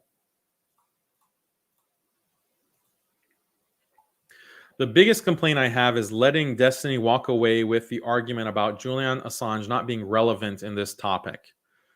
Julian Assange is the perfect example of what happens when you shake up the global narrative. An Australian citizen being brought to the US illegally and presented under the US law, which can be manipulated every which way possible. The problem with Destiny is that he thinks that in order for something to be proven, it has to be a clear-cut document from the US stating directly, we have framed X person, and any other evidence is irrelevant. But he doesn't have the same standard when it comes to Russia or China. He'll say something stupid like, oh, they're known to hide secrets or lie. So yeah, this is the point that we were making earlier in the live stream, that people like Destiny and these NPCs have no problem acknowledging that Russia and China are constantly framing people on trumped up charges or a basis of fabrication and lying. But, oh, the US would never do that. The only way I'll believe that the US engaged in that kind of behavior is if you show me a document, a secret memo that says, oh, we're going to frame Andrew Tate, signed Joe Biden. That's the only way I'm going to believe it. And again, like, we don't have to prove that that's actually the case. We only have to raise the possibility, and that's enough to raise reasonable doubt about what's happening with Andrew Tate.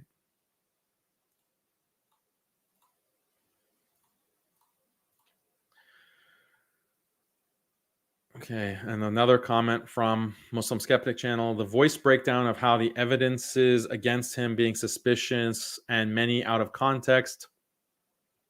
The fact that Myron from Fresh and Fit received a message around mid-October from a connect of his in Romania that the police were planning to falsely accuse Andrew Tate. Also, many of the victims coming out as non-victims themselves. people still, for some reason, use the video of him beating, quote unquote, a woman, which was BDSM. The woman came out saying it was consensual, but people still use that. Yeah, so these kinds of things are going to be hard to establish because who's fresh and fit? Like, how can we trust what he's putting out? And I mean, there's much stronger evidence, or there's much stronger indications that the Romanian police are creating a false accusation and are connected to the US State Department. There's much stronger evidence than some random YouTube podcast.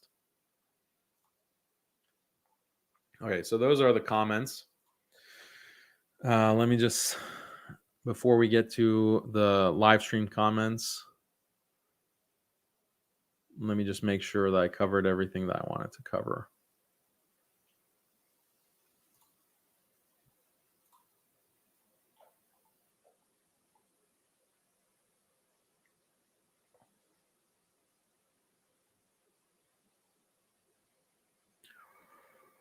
Yeah, so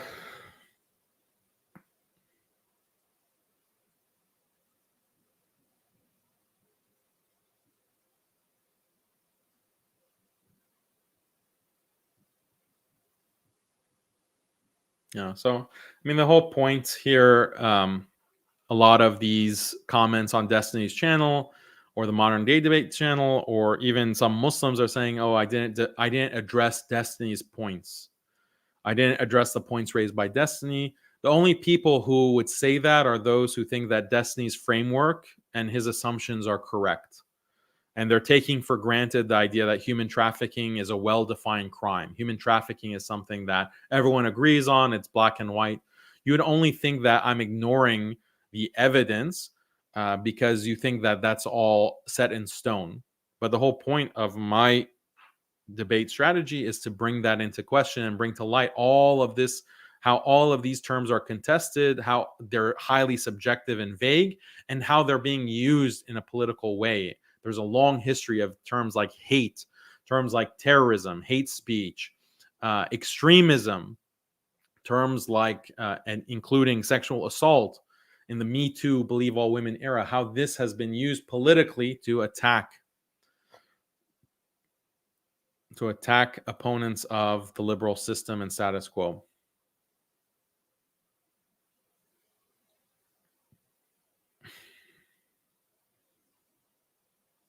Yeah, so I'm just surprised by.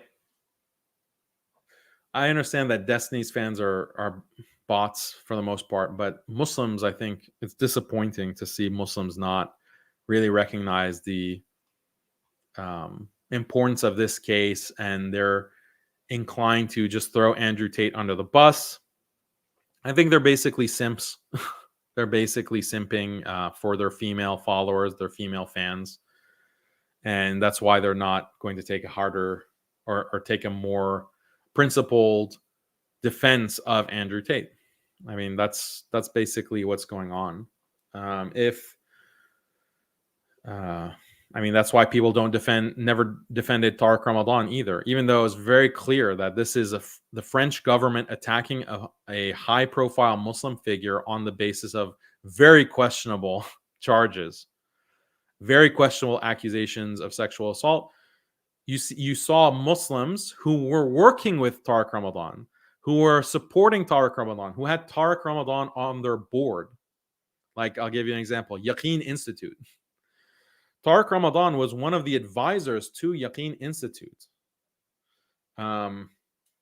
Why? Because he's an Oxford professor. He is a high-profile Muslim figure. He appears on all kinds of media. He is a board member of, or not a board member, but a advisor to Yaqeen Institute. As soon as there's these charges against Tariq Ramadan, they dropped him, erased from Yaqeen Institute's website. No more mention of him. Like, these are the kind of people we're dealing with. Like, you shouldn't have Tariq Ramadan in your organization because he's a reformist. How are you claiming to be a Muslim think tank trying to defend Islamic values But you have Tariq Ramadan, like an open reformist who has all kinds of bogus and deviant statements, like an open deviant like Tariq Ramadan. You have him on your board. That's like damning enough. But then as soon as he gets attacked by that same liberal system and gets accused of, whatever, hurting women, abusing women in a very questionable, highly politicized case, then you just drop him. Like, if for the people who are involved with Yaqeen Institute, I'd be very concerned. I'd be very concerned that if anything happens to you, if you're accused of abusing women, don't expect any kind of defense. Don't expect Omar Suleiman to come and defend you and to stand up for you. And, he's Omar Suleiman believes all women. So that's going to be, your fate. He might, give you a hug and talk about how much he loves your work and you're an amazing imam, and he follows you. He follows you, and he's going to retweet you, and he's going to put you on Yaqeen Institute's website. But just pray that there's no woman in your life who accuses you of something, because that's it. You're going to be off the website. You're never going to hear from Omar Suleiman again. He might actually help, your accuser. He might actually, So, I mean, if you think I'm exaggerating, go and read Muslim Skeptic and Omar Suleiman's involvement in some of these Me Too, Believe All Women, pro-LGBT groups. You want some, proof of this? Go ahead. Go to this article. Yeah, so this is highly relevant. The point, I'm not trying to get distracted with Yes Queen Institute, but this is how it's relevant to Muslims. You have organizations like this going after conservative imams, going after traditional imams and calling them, sex abusers, predators, spiritual abusers. You have these kinds of organizations. Go and read this report and see what they're engaged with. Like, go look at Omar Suleiman's involvement with this organization. I think it'll be eye-opening for the fanboys and fangirls. Muslim Skeptic.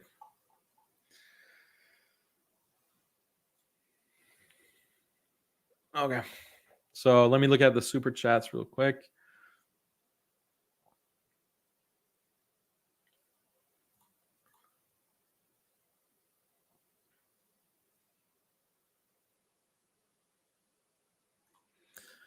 Habib, Jazakallah khair. Thank you so much. I was wondering if you'll talk about the Sabbatian, Frankist, Illuminati, Dajjalic agenda, and end times knowledge, how it's important to know that to understand the world. Yeah, inshallah, there'll be more content we can make on that topic. Mr. Adyan, Jazakallah khair. May Allah grant Jannah to the brothers and sisters that recently lost their lives in Pakistan and grant shifa to their families. Ameen Ya Rab. There was a tweet back in September, October that the U.S. is pressuring Romania to prosecute Tate by the end of 2022. I completely believe that. I'm not exactly sure which tweets you're referring to, though.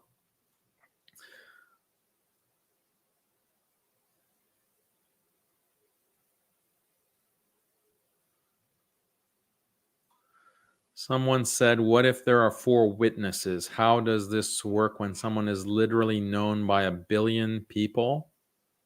It's easy to get 4 witnesses who are lying. So 4 male upright witnesses are required as proof or evidence for prosecuting for the had. In Islamic law. So Islamic law has a penalty for fornication and has a penalty for adultery. And those penalties require they have to meet a certain evidentiary bar, and it's 4 witnesses. So, that's an Islamic law. That's not the standard that's being used, obviously, in international law. But I don't understand what you mean. Like, how does this work when literally Andrew Tate is known by 1 billion people? Well, people didn't witness, witness what? Like, he admits in engaging in fornication, and so that's different. Like, he would probably, if there was an Islamic nation or a Khalifa, he would probably be punished, obviously, for having such a business. The women involved in that business would be punished. According to Islamic law, there are severe penalties for that. It might not reach, it could be the level of hudud, a had punishment, or the level of ta'zir punishment. But I'm not exactly understanding the scenario here. It's easy to get 4 witnesses who are lying. I don't know about that. It's like witnesses who they have to witness the act, the sexual act. They have to witness it with their own eyes, and they have to testify to seeing the same thing, and they have to do it like when they see it, not like in 5 years or 10 years. So that's how easy or difficult it is to do that. If the judge has if the qadi suspects that they're lying or they're colluding, then they could face punishment for qatf. They could face punishment for lying or for fabricating accusation, bringing false accusation, if that's the case. But the qadi would have to make a judgment call. But typically, like, it's a 4 male upright witnesses then who have actually seen the act. That typically is like a very rare chance of that happening, possibility of that happening. That doesn't mean it can't happen. It definitely can happen. And especially if it's like pornography, that it's recorded, then the evidence is there. The judge can rule on that evidence.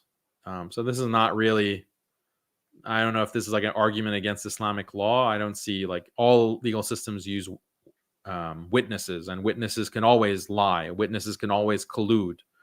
You have to look at other circumstantial factors to see whether the witness is trustworthy. That's what the legal system is all about, whether it's the Western legal system or the Islamic legal system. Jazakallah khair. Sheikh things up. Their argument sits on their subjective definition. Yes, absolutely. Samia, Jazakallah khair for your super chat. Tamer also gives a super chat. Can you please make a video about Jehovah's Witnesses whenever you get the time? Maybe an article we can do on Jehovah's Witnesses.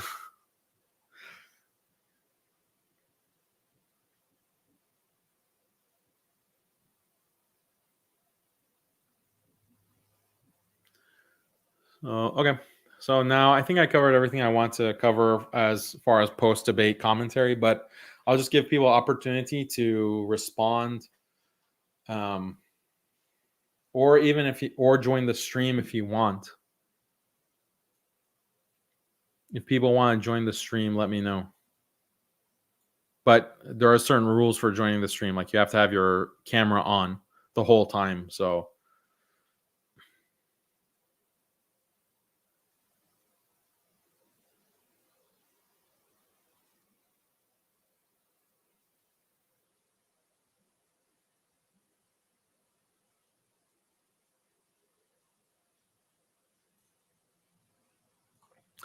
So Daniel, I think some people are still confused if we can criticize Islamic speakers on their deviancy. Could you please remind us if we can do that or not? Yeah, absolutely, you can do that.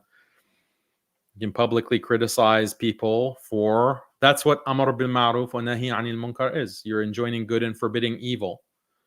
So if someone insists on doing something, like they are publicly doing it and they're not retracting it, then you can criticize them for that.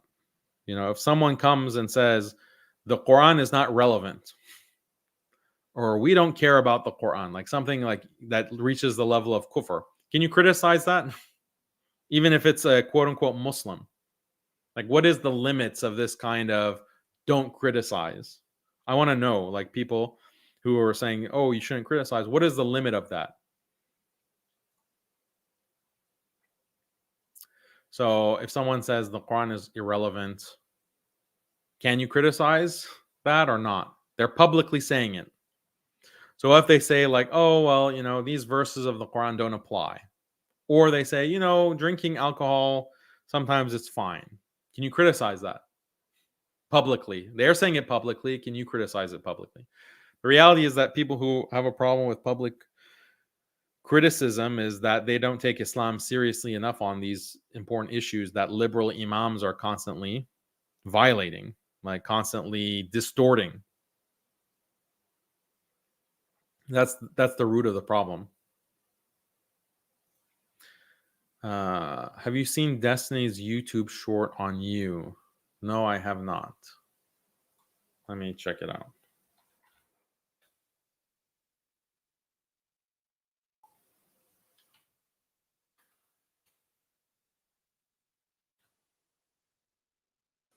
Oh, there's also this meme. That's funny.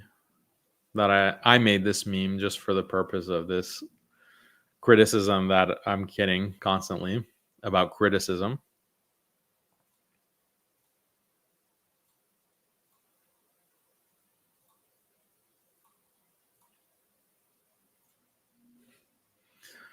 So when I criticize certain imams, you see people who are all on board with that. Great job.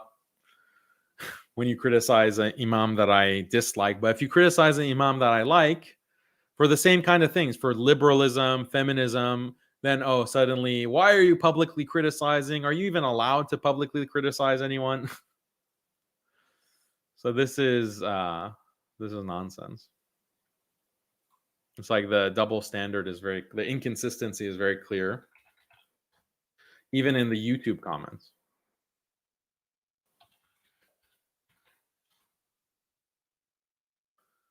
Oh, let's see. There's a short.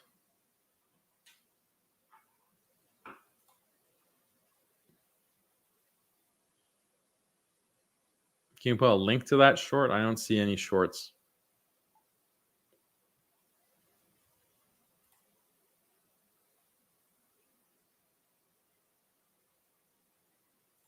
Jazakallah khair for your super chat, Barry. Destroying destiny in the debate. Crazy how he didn't understand the formal debate process. He tried many false equivocations. I agree with that. Jazakallah khair. Yeah, someone link this short that Destiny supposedly made. I don't see it.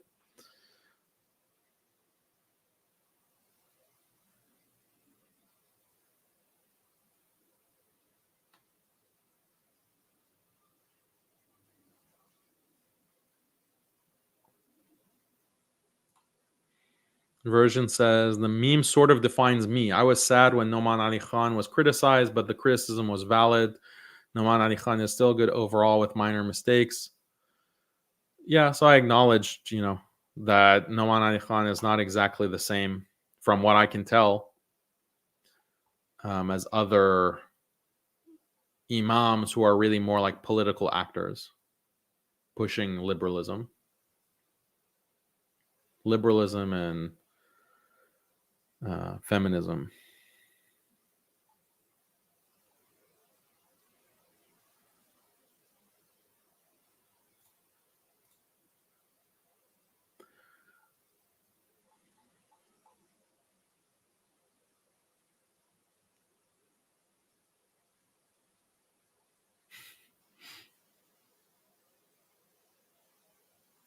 All right, so none of you want to join to talk about Tate?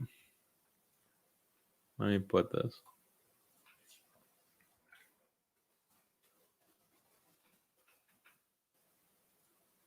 I don't have to pin it, right?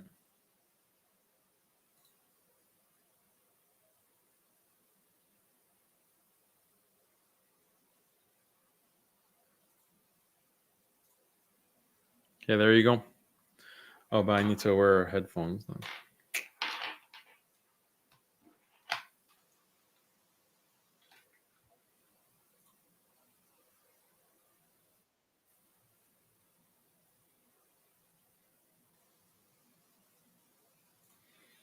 Can you speak about Muslim passport bros? I don't know what that is. Gulf governments can help Tate, but they don't shame. Yeah, I wonder if they can exert diplomatic pressure, but I haven't seen it. Hold on one second.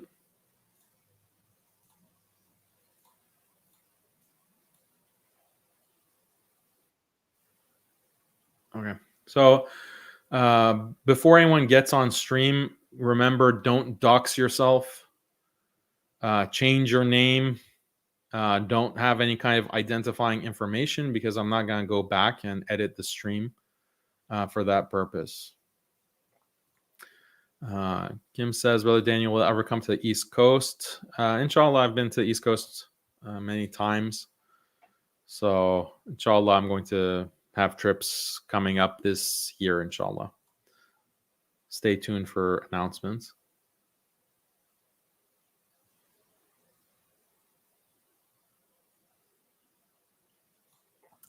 What current Muslim leader do you respect? Could be military, not government. And do you think there's genuine concern on Dome of the Rock? I'm not sure what you mean, Dome of the Rock. From Israel, like, are they threatening the Dome of the Rock or Masjid al-Aqsa? Or both? I think it's both, really. So, which current Muslim leader do you respect? That's a good question. I respect certain du'at. I respect like certain speakers, certain teachers that I highly respect. I've mentioned people like Dr. Iyad Qunaybi. I highly respect him. MashaAllah, may Allah preserve him. I highly respect Sheikh Abdullah Rushdie in Egypt. MashaAllah, he's amazing. People like that. There are so many.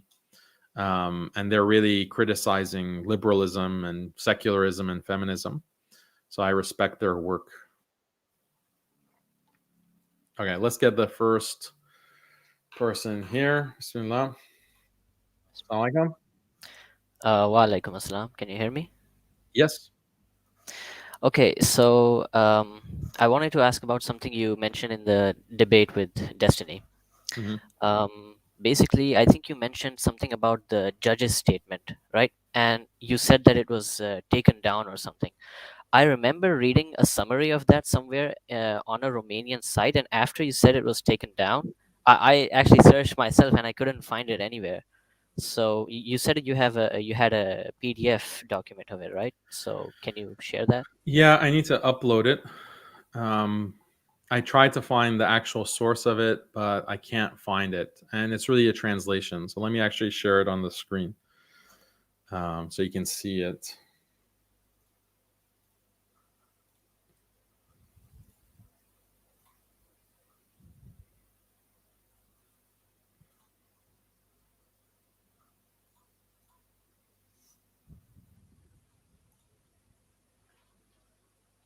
Yes, the you mentioned translation. The document that I was reading, or the summary of it.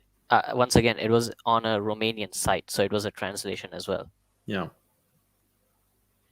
Yeah, so this is like the judge's reasoning for the extending the detention to the end of February.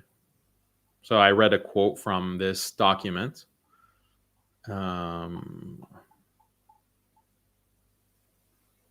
This is the quote that I read. The evidence from which the reasonable suspicion on which the measure is based must not present the same level of certainty as that which justifies the prosecution of a person, and even less with that which allows a conviction to be pronounced.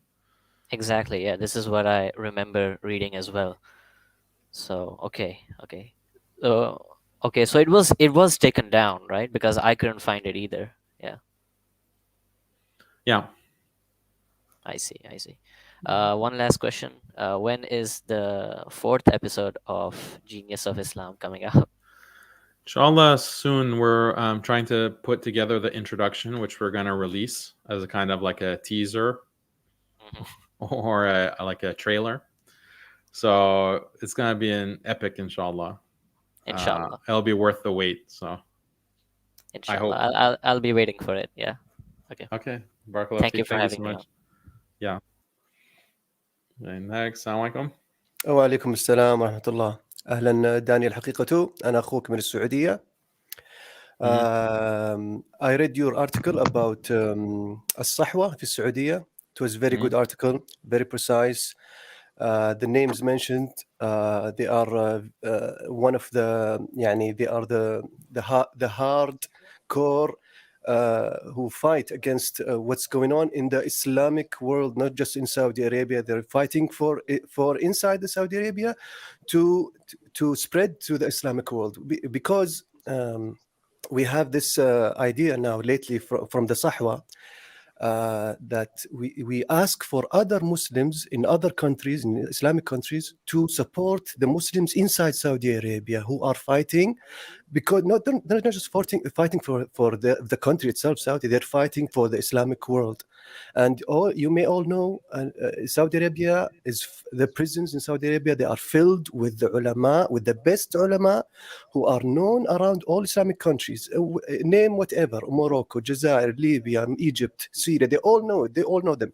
I'll give you a few names. Dr. Salman Al-Ouda is one of the biggest scholar and known in all the Islamic countries. Dr. Al Garni, he's in prison. Ali Al-Umari, Safar Al-Hawali, all his kids are inside the prison. Abdullah, Abdurrahman, Abdurrahim, Ibrahim, Saadullah, they're all in prison. Imagine that. Small kids, they are prisoned with their father. Muhammad Saleh Munajjid, he's one of the Qurra in Saudi Arabia. Now he's in prison. Fawzan, Sheikh Abdulaziz Fawzan, he's in prison also. Idris Abkar, Yusuf Al-Ahmad, Al-Khadiri, Al-Haydan, Al-Bishi, Al-Harithi. I can name you so many high level Muslim, mashallah. Yani, we need them. We miss them now in our lives. Now in Saudi Arabia, we cannot find people who we learn from our religion. We يعني احنا we feel that we want this, but we can't find. Now we go to YouTube and go look for another channels from other countries. I'm not disrespecting them, but we miss them also. Now we ask all our Muslim brothers around the world to support our movement, Sahwa movement in Saudi Arabia, inside Saudi Arabia. Most of our fighters against the dhulm in Saudi Arabia, they all left Saudi Arabia because they don't want to get imprisoned, and then we lose more of them for now.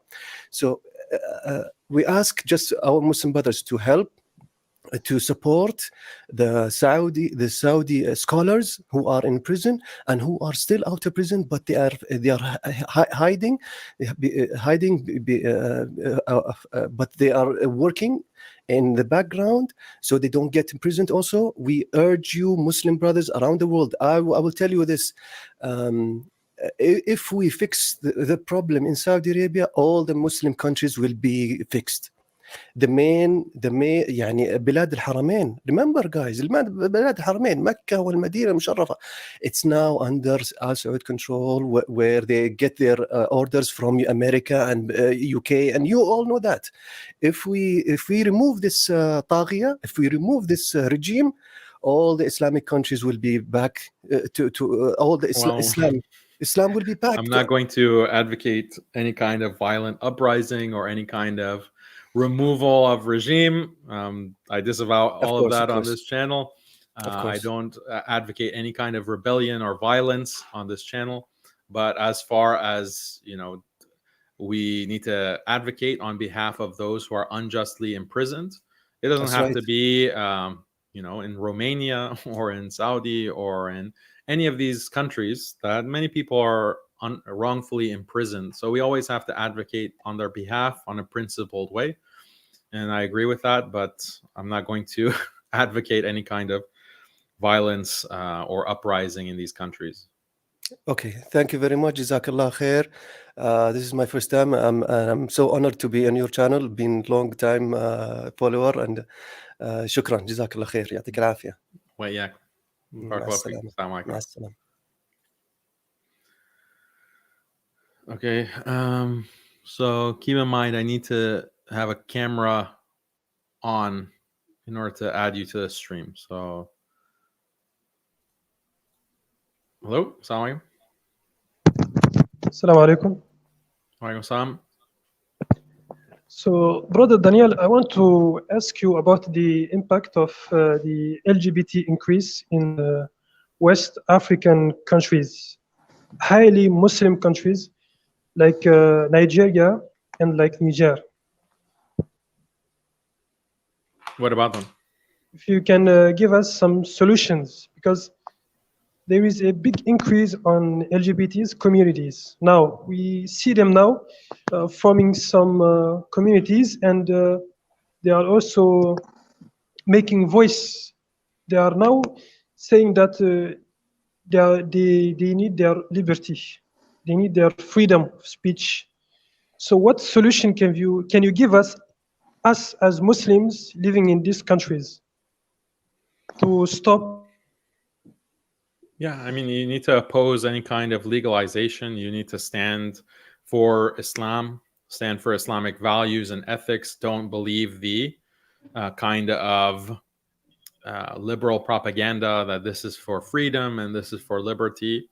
You need to stick according to the Quran and Sunnah and not allow these kinds of distortions or legal reforms on the basis of liberal pressure. So all of these countries around the world are being pressured by the West, by America, by the EU, and they're offering financial incentives like IMF loans. They're also threatening sanctions.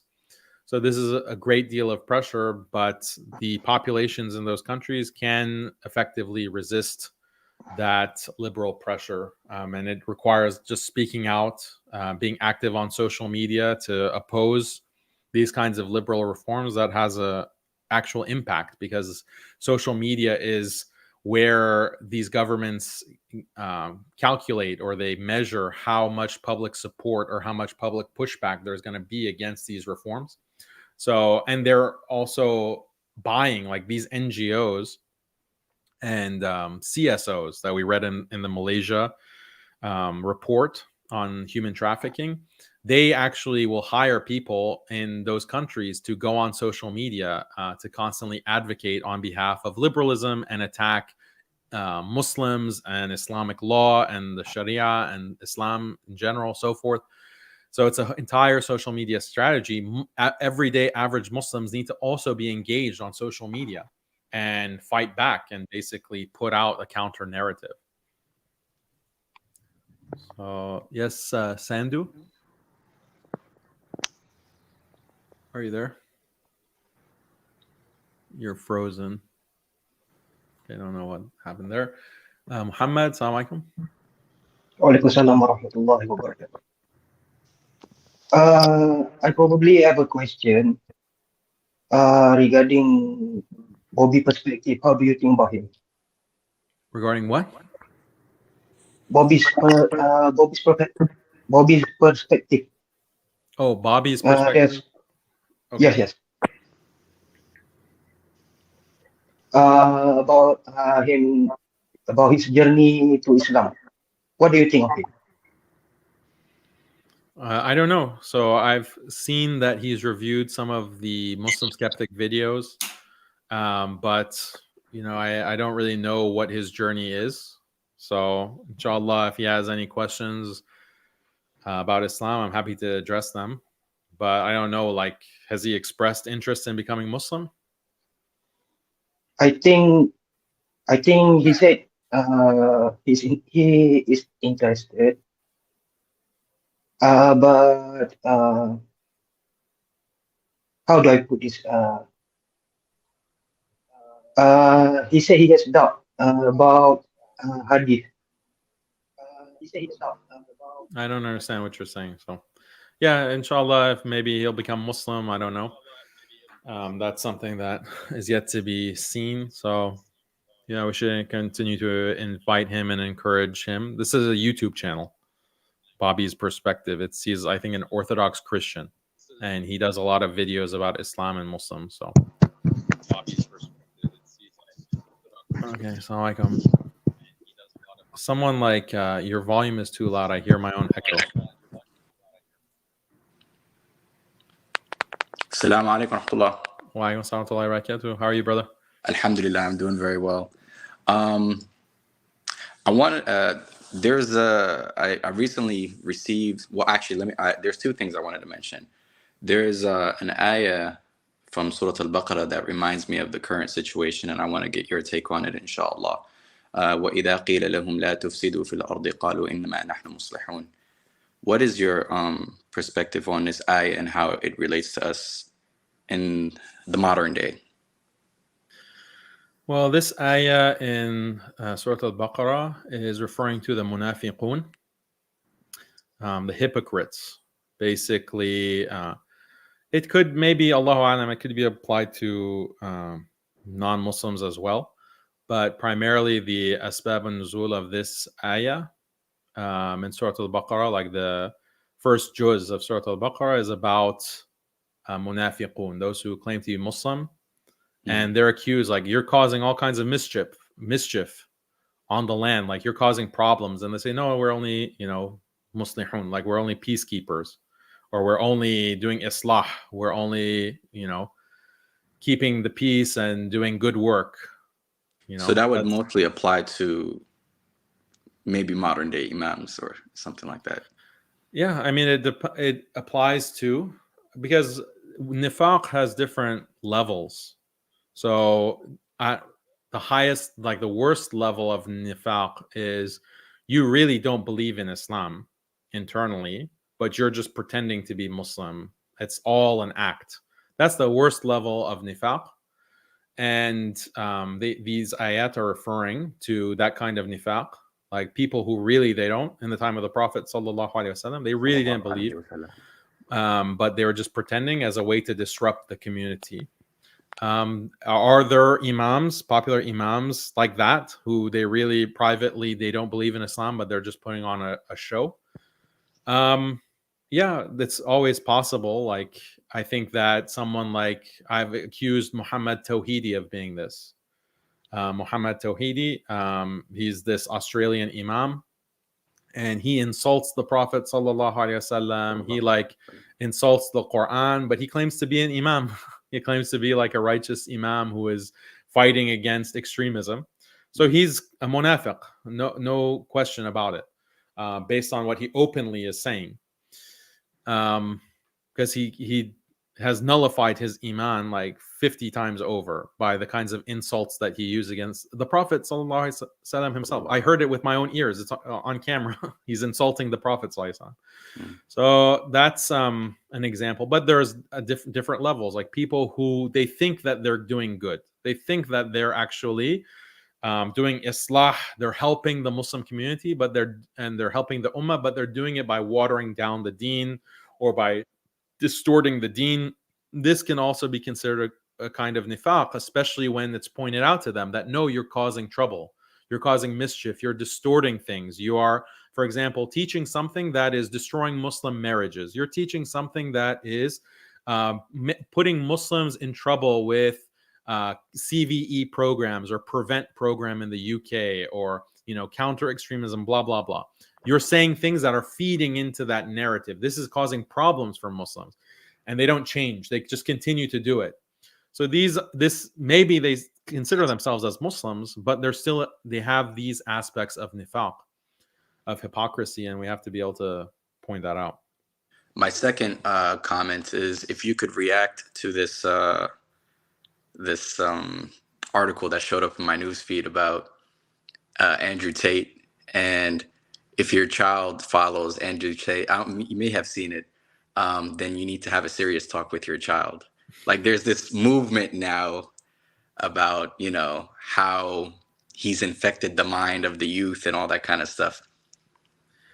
Yeah, it's bizarre. Like, it's completely disingenuous. Look at any kind of sample of popular culture, like popular music, and the kind of themes that are discussed in popular music. Like, even if we want to go with the aspect of misogyny, like how much of popular music is degrading to women, describes women as basically like prostitutes, but in much more colorful language, violence, criminality. Like, these are the kinds of things that are consumed en masse.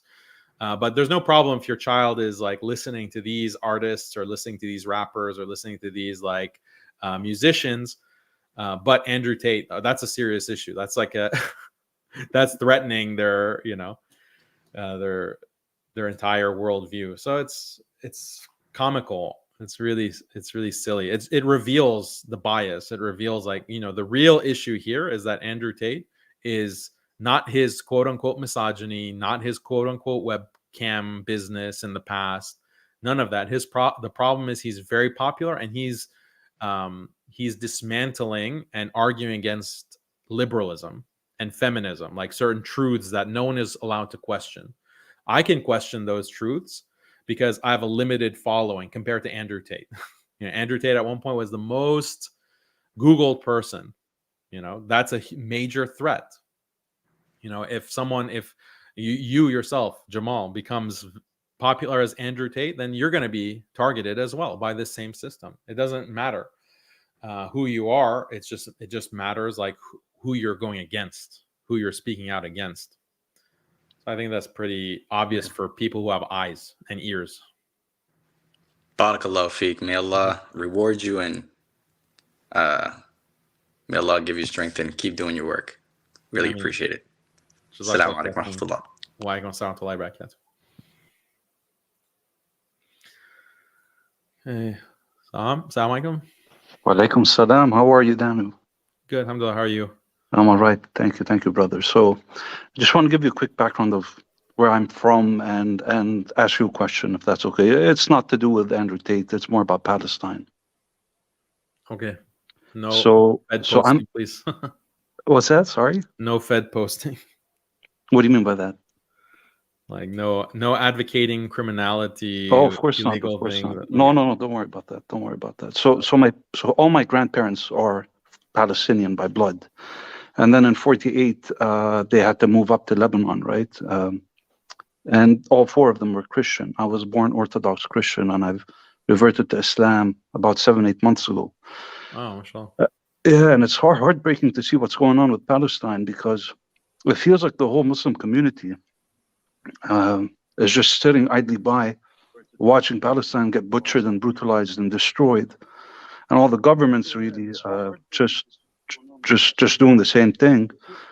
What do you think we should do as a people, man? Like it's become to a point where it's very, very heartbreaking. And the only people that seem to support the Palestinian people are the resistance, which is not appreciated by, let's say, 90% of the Muslim world. Does that make sense? I don't want to really use names here. Yeah, the lack of support is very disturbing. It's a shame. It's a crime.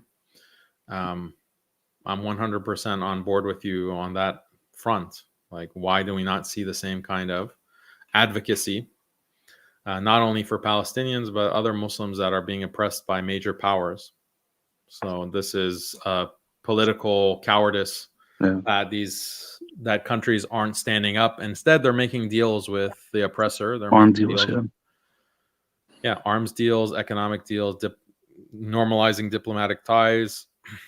All of this is a betrayal, not only of Palestinians, but this is like a religious issue. It's not like, because Palestine has Masjid al-Aqsa, it has religious significance. This is something that concerns every single Muslim. Of course. So, Anabit al-Sakhra, of course. Yeah. So, like, it just feels like it's a lost cause, and it feels like Muslims are just giving up. And I hope we can change that, man. It's heartbreaking to see. There's a brutalization every single day, and now it's just background, and we become so numb to it when we should all be like extremely, active about it. Anyways, thank you, brother. Okay, thank you. Jazakallah khair. Assalamu alaikum. Wa alaikum assalam wa rahmatullahi wa barakatuh. How are you doing, brother? Good, alhamdulillah. Good. How are you? It's very nice to finally talking to you. I'm a big fan, from Muslim Skeptic, watching all your debates. May Allah Azza wa Jal preserve you and give you the best of this world and the next. I mean, thank you so much. So I was watching your recent debate with Destiny, and kind of came to me that, we have so many Muslims in America also that are imprisoned, like Dr. Afia Siddiqui. I'm not sure about Ali al-Tamimi anymore. I heard he was released, but even then there was a huge situation with him where there was no proof, and eventually the jurisprudence of Colorado had to let go of his case. So I would like to just kind of get your feedback on n number of Muslims who are also imprisoned, not only overseas, especially after 9/11. We had a huge situation here in the States where we had very good, prominent mashaykhs who were imprisoned. But it seems like no one really knows about them or cares about them or even knows what their families are, if they have children that need help. So that is something that I just wanted to bring to your attention. I'm sure you already know about it, but just to have a dialogue about that. Yeah, I mean, this is the problem that I referred to. Like, it's just this very vague definition of terrorism that's selectively applied, against Muslims. So there are many shuyukh and du'at, charity workers that were caught up in these kinds of accusations of terrorism, and they were in prison. They were convicted for decades. Sheikh Ali Tamimi, I believe, is out on parole, I think. I'm not sure exactly, but he's not in prison right now. That was announced. So I'm just going off of what was announced publicly. Right. And, but yeah, this is why it's so important for Muslims to understand the way that liberal systems manipulate language. They manipulate language in order to appear principled, to appear like they are pro-liberty, pro-freedom, pro-religious freedom, pro-neutrality. Like we're neutral. All groups are the same. All segments of the population are the same. They want to give that facade, but in reality, they are pushing a very specific atheistic secular agenda and imposing it by force, on brutal force on people. So the only way that people will go with that kind of oppression is if they're deluded into thinking that they're living in this free utopia, this liberal utopia. That requires social engineering. It requires psychological manipulation through indoctrination, through an educational system, through a media system, through a social system that constantly deludes people into thinking that they're living very free, comfortable, enjoyable lives. And the system is fair. The system works. The system is all in your favor. The elites and the government, these liberal governments, all they want is for people to be happy. All they want is for people to be healthy, happy, and enjoying life. That's the myth that constantly has to be fed to people so that they don't realize the reality of the situation. The reality is that no, you are being destroyed. Like everything that you find good in life is being systematically dismantled and destroyed. You value God. Guess what? We're going to insult your God. We're going to burn your religious texts. We're going to mock your religion constantly. And if you threaten those who are going to mock your religion, then we'll put you in prison. We will intimidate you, etc., etc. Those people who want to mock religion are protected by the state. But if you want to mock the symbols of liberalism, you're going to be put in prison. If you insult the Swedish government, you're going to be put in prison. If you desecrate the French flag, you disrespect the French flag, you're going to be put in prison for 2 years or 6 months. You say something against LGBT, you're going to be put in prison. But say something against Islam, then you are going to be protected by the state. So these kind of double standards. Yeah, it's just straight up hypocrisy. That's the only way you can analyze this type of hypocrisy in this world. If you don't mind, I don't want to take too much of your time. One last question would be: fine, we understand there's a huge problem. Liberalism is a problem. Feminism is a problem. I was born in this country. I really don't have a home outside of here. But I look at the Muslim Alex and I look at the situation over there. Now, is there going to be a point where hijrah is something that we need to start thinking about? Or is this something that we should to be like, no, we're here, this is home, and we need this civilization to change and accept Islam? Because it doesn't seem like even the so-called acceptance they have for Islam, it comes at the cost of losing your orthodox religion, because they're constantly wanting to reform our principles and our ways of life. And there are many Muslims that have adapted to this rhetoric, and they're okay with changing and reforming Islam. So Muslims who want the orthodox and want to be on the Quran and Sunnah and want to be conservative, what is your advice for people who don't have a home outside of here? I don't think it's required just by default to make hijrah.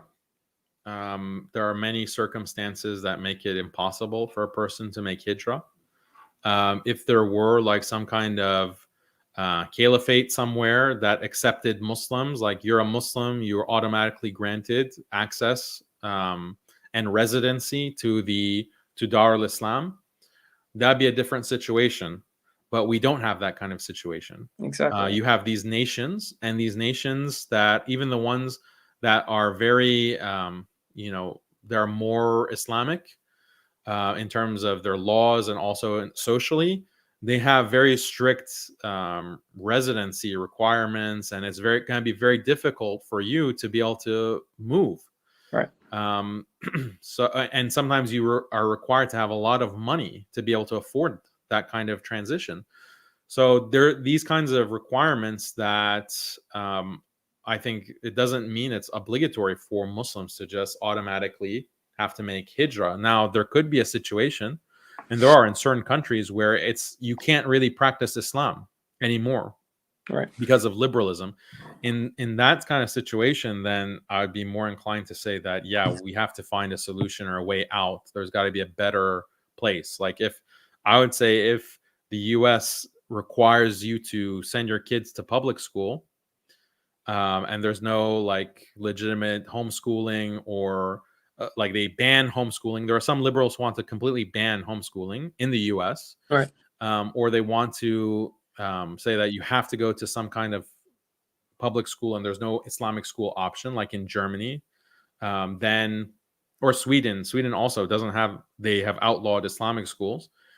Then you really shouldn't be living in a country like that, or a country like Sweden, where if you teach your daughter, like, yeah, fornication is wrong and you should wear a hijab, they consider that child abuse, and the social services are going to come and abduct your child.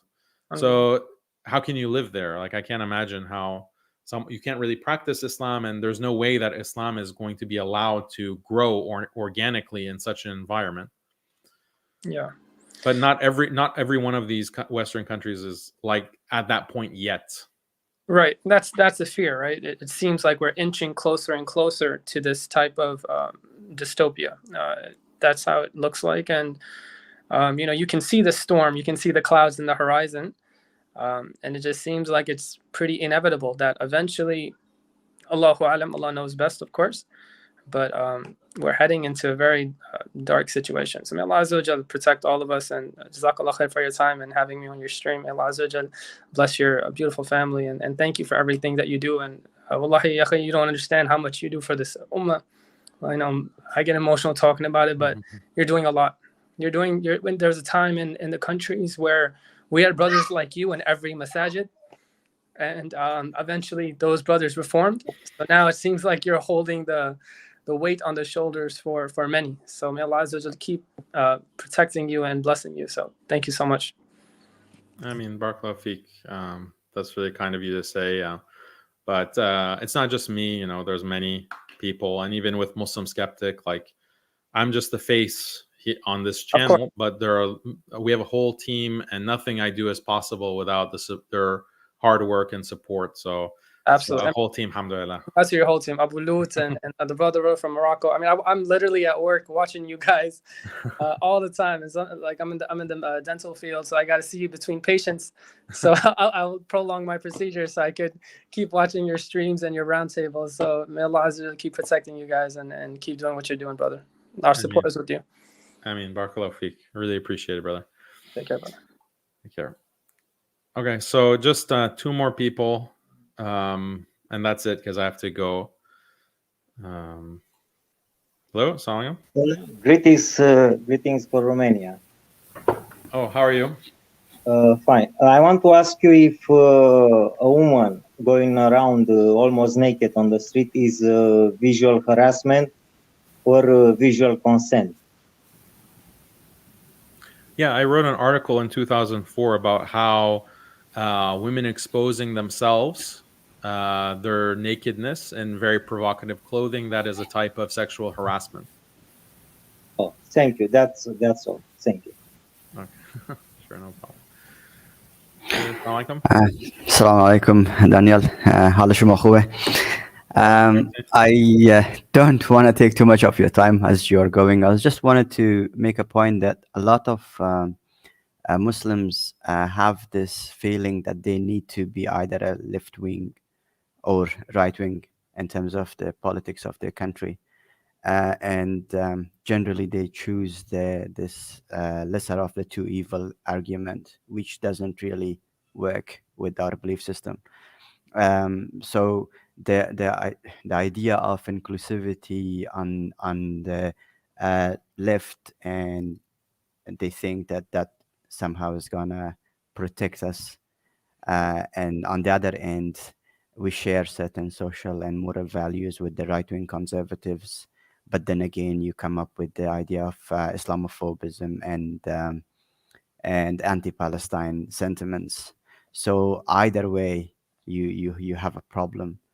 And for a lot of countries like Australia, where you have, for example, you have the obligation of voting and stuff, so Muslims have sort of hard time to choose where to go, and generally they go, well, lesser of the two evil, whichever one is better for us. I have tried to be sort of neutral either way, but wherever you go, there is gonna be some sort of unintentional sin that you may commit when you go when you vote, or when you want to align yourself with in politics. So what comes in mind that it might come up to the fact that you are actually selling your values for something that at the end of the day does not align at all with our belief system. Yeah, I agree with you 100%. I think that we shouldn't align with left or right. We should recognize that left wing and right wing are just two horns of the same liberal monster. And the choice of left versus right is a false choice, intended to really bring the entire population along the liberal program, because the left wing is basically at the forefront of pushing liberal reform. We want to continually, expand individual rights. We want to expand individual freedoms. They're pushing that. And then the conservatives, the quote unquote conservatives, are just 10 years behind the left wing. They eventually will agree with whatever the liberals are pushing, but they'll just advocate for like a less extreme version of it in order to give the impression that there's some kind of choice, or that there's some kind of opposition. So they call this controlled opposition. So you'll notice that back in 2013, the left wing was highly in favor of legalizing same-sex marriage. And you had people like Barack Obama, who previously was opposed to same-sex marriage. He previously believed that marriage is between a man and a woman. He changed that in his position in 2013. Hillary Clinton changed her position in 2013. They want to support same-sex marriage. Then the Republicans insisted, no, marriage is between a man and a woman only. But we're fine with, if you're homosexual in your home, or you're in a club, or no problem with that. You should be free to choose to be a homosexual, but you just can't get married. Then what happens after 5 years? The Republicans, the so-called conservatives, they concede everything. They say, yeah, we also support same-sex marriage. And of course, you can't make same-sex marriage illegal. This is one of the pillars of democracy. And we're also going to push gay marriage across the world and require everyone to legalize same-sex marriage around the world, regardless of their religion or their culture or their beliefs. These are the conservatives who are doing this. This is Donald Trump who is doing this, his State Department who is pushing this agenda. So what kind of, is this, are the conservatives really a alternative to the left wing, to the liberals? No, they're just like another wing of the same party. They're another wing of the same program, the same agenda. So it's a false choice. No Muslim should think that, oh, I'm going to be a conservative and that's going to make the difference. I'm going to be a liberal and that's going to make the difference. Because this is delusion. especially after these issues with LGBTQ, I've noticed that a lot of brothers are leaning towards right and just following these right-wing commentators. And I think, we should go that way because they are closer in terms of morals, but they don't see it that they don't really. It's a popularity contest at the end of the day for them. They don't have a objective moral reference at all. And that's all from me. But the other thing I wanted to mention that your episode with Muhammad Ejab was absolutely brilliant. Maybe you guys should collaborate a bit more. That would be great. Yeah, inshallah. Hopefully we will have some more collaborations upcoming very soon. All right. Thank you. All right. Thank you. Assalamu alaikum. Again, alaikum salam. Okay. So I have to go. Can't take any more people joining the stream. Jackson, when will Genius of Islam episode 4 be released? As I mentioned, very soon. We're going to have a trailer coming up. Working on it very hard.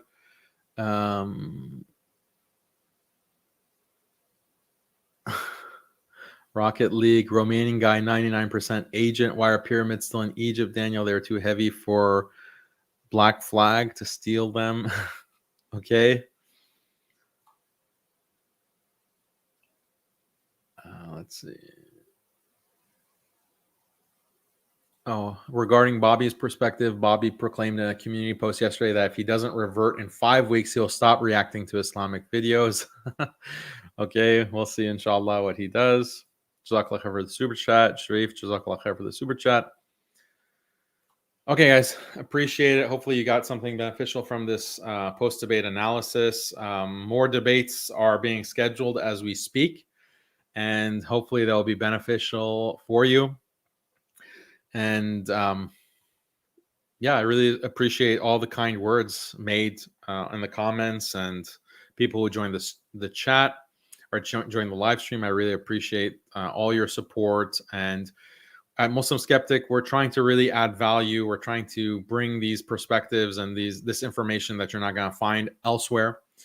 Defending Islam, defending Muslim interests.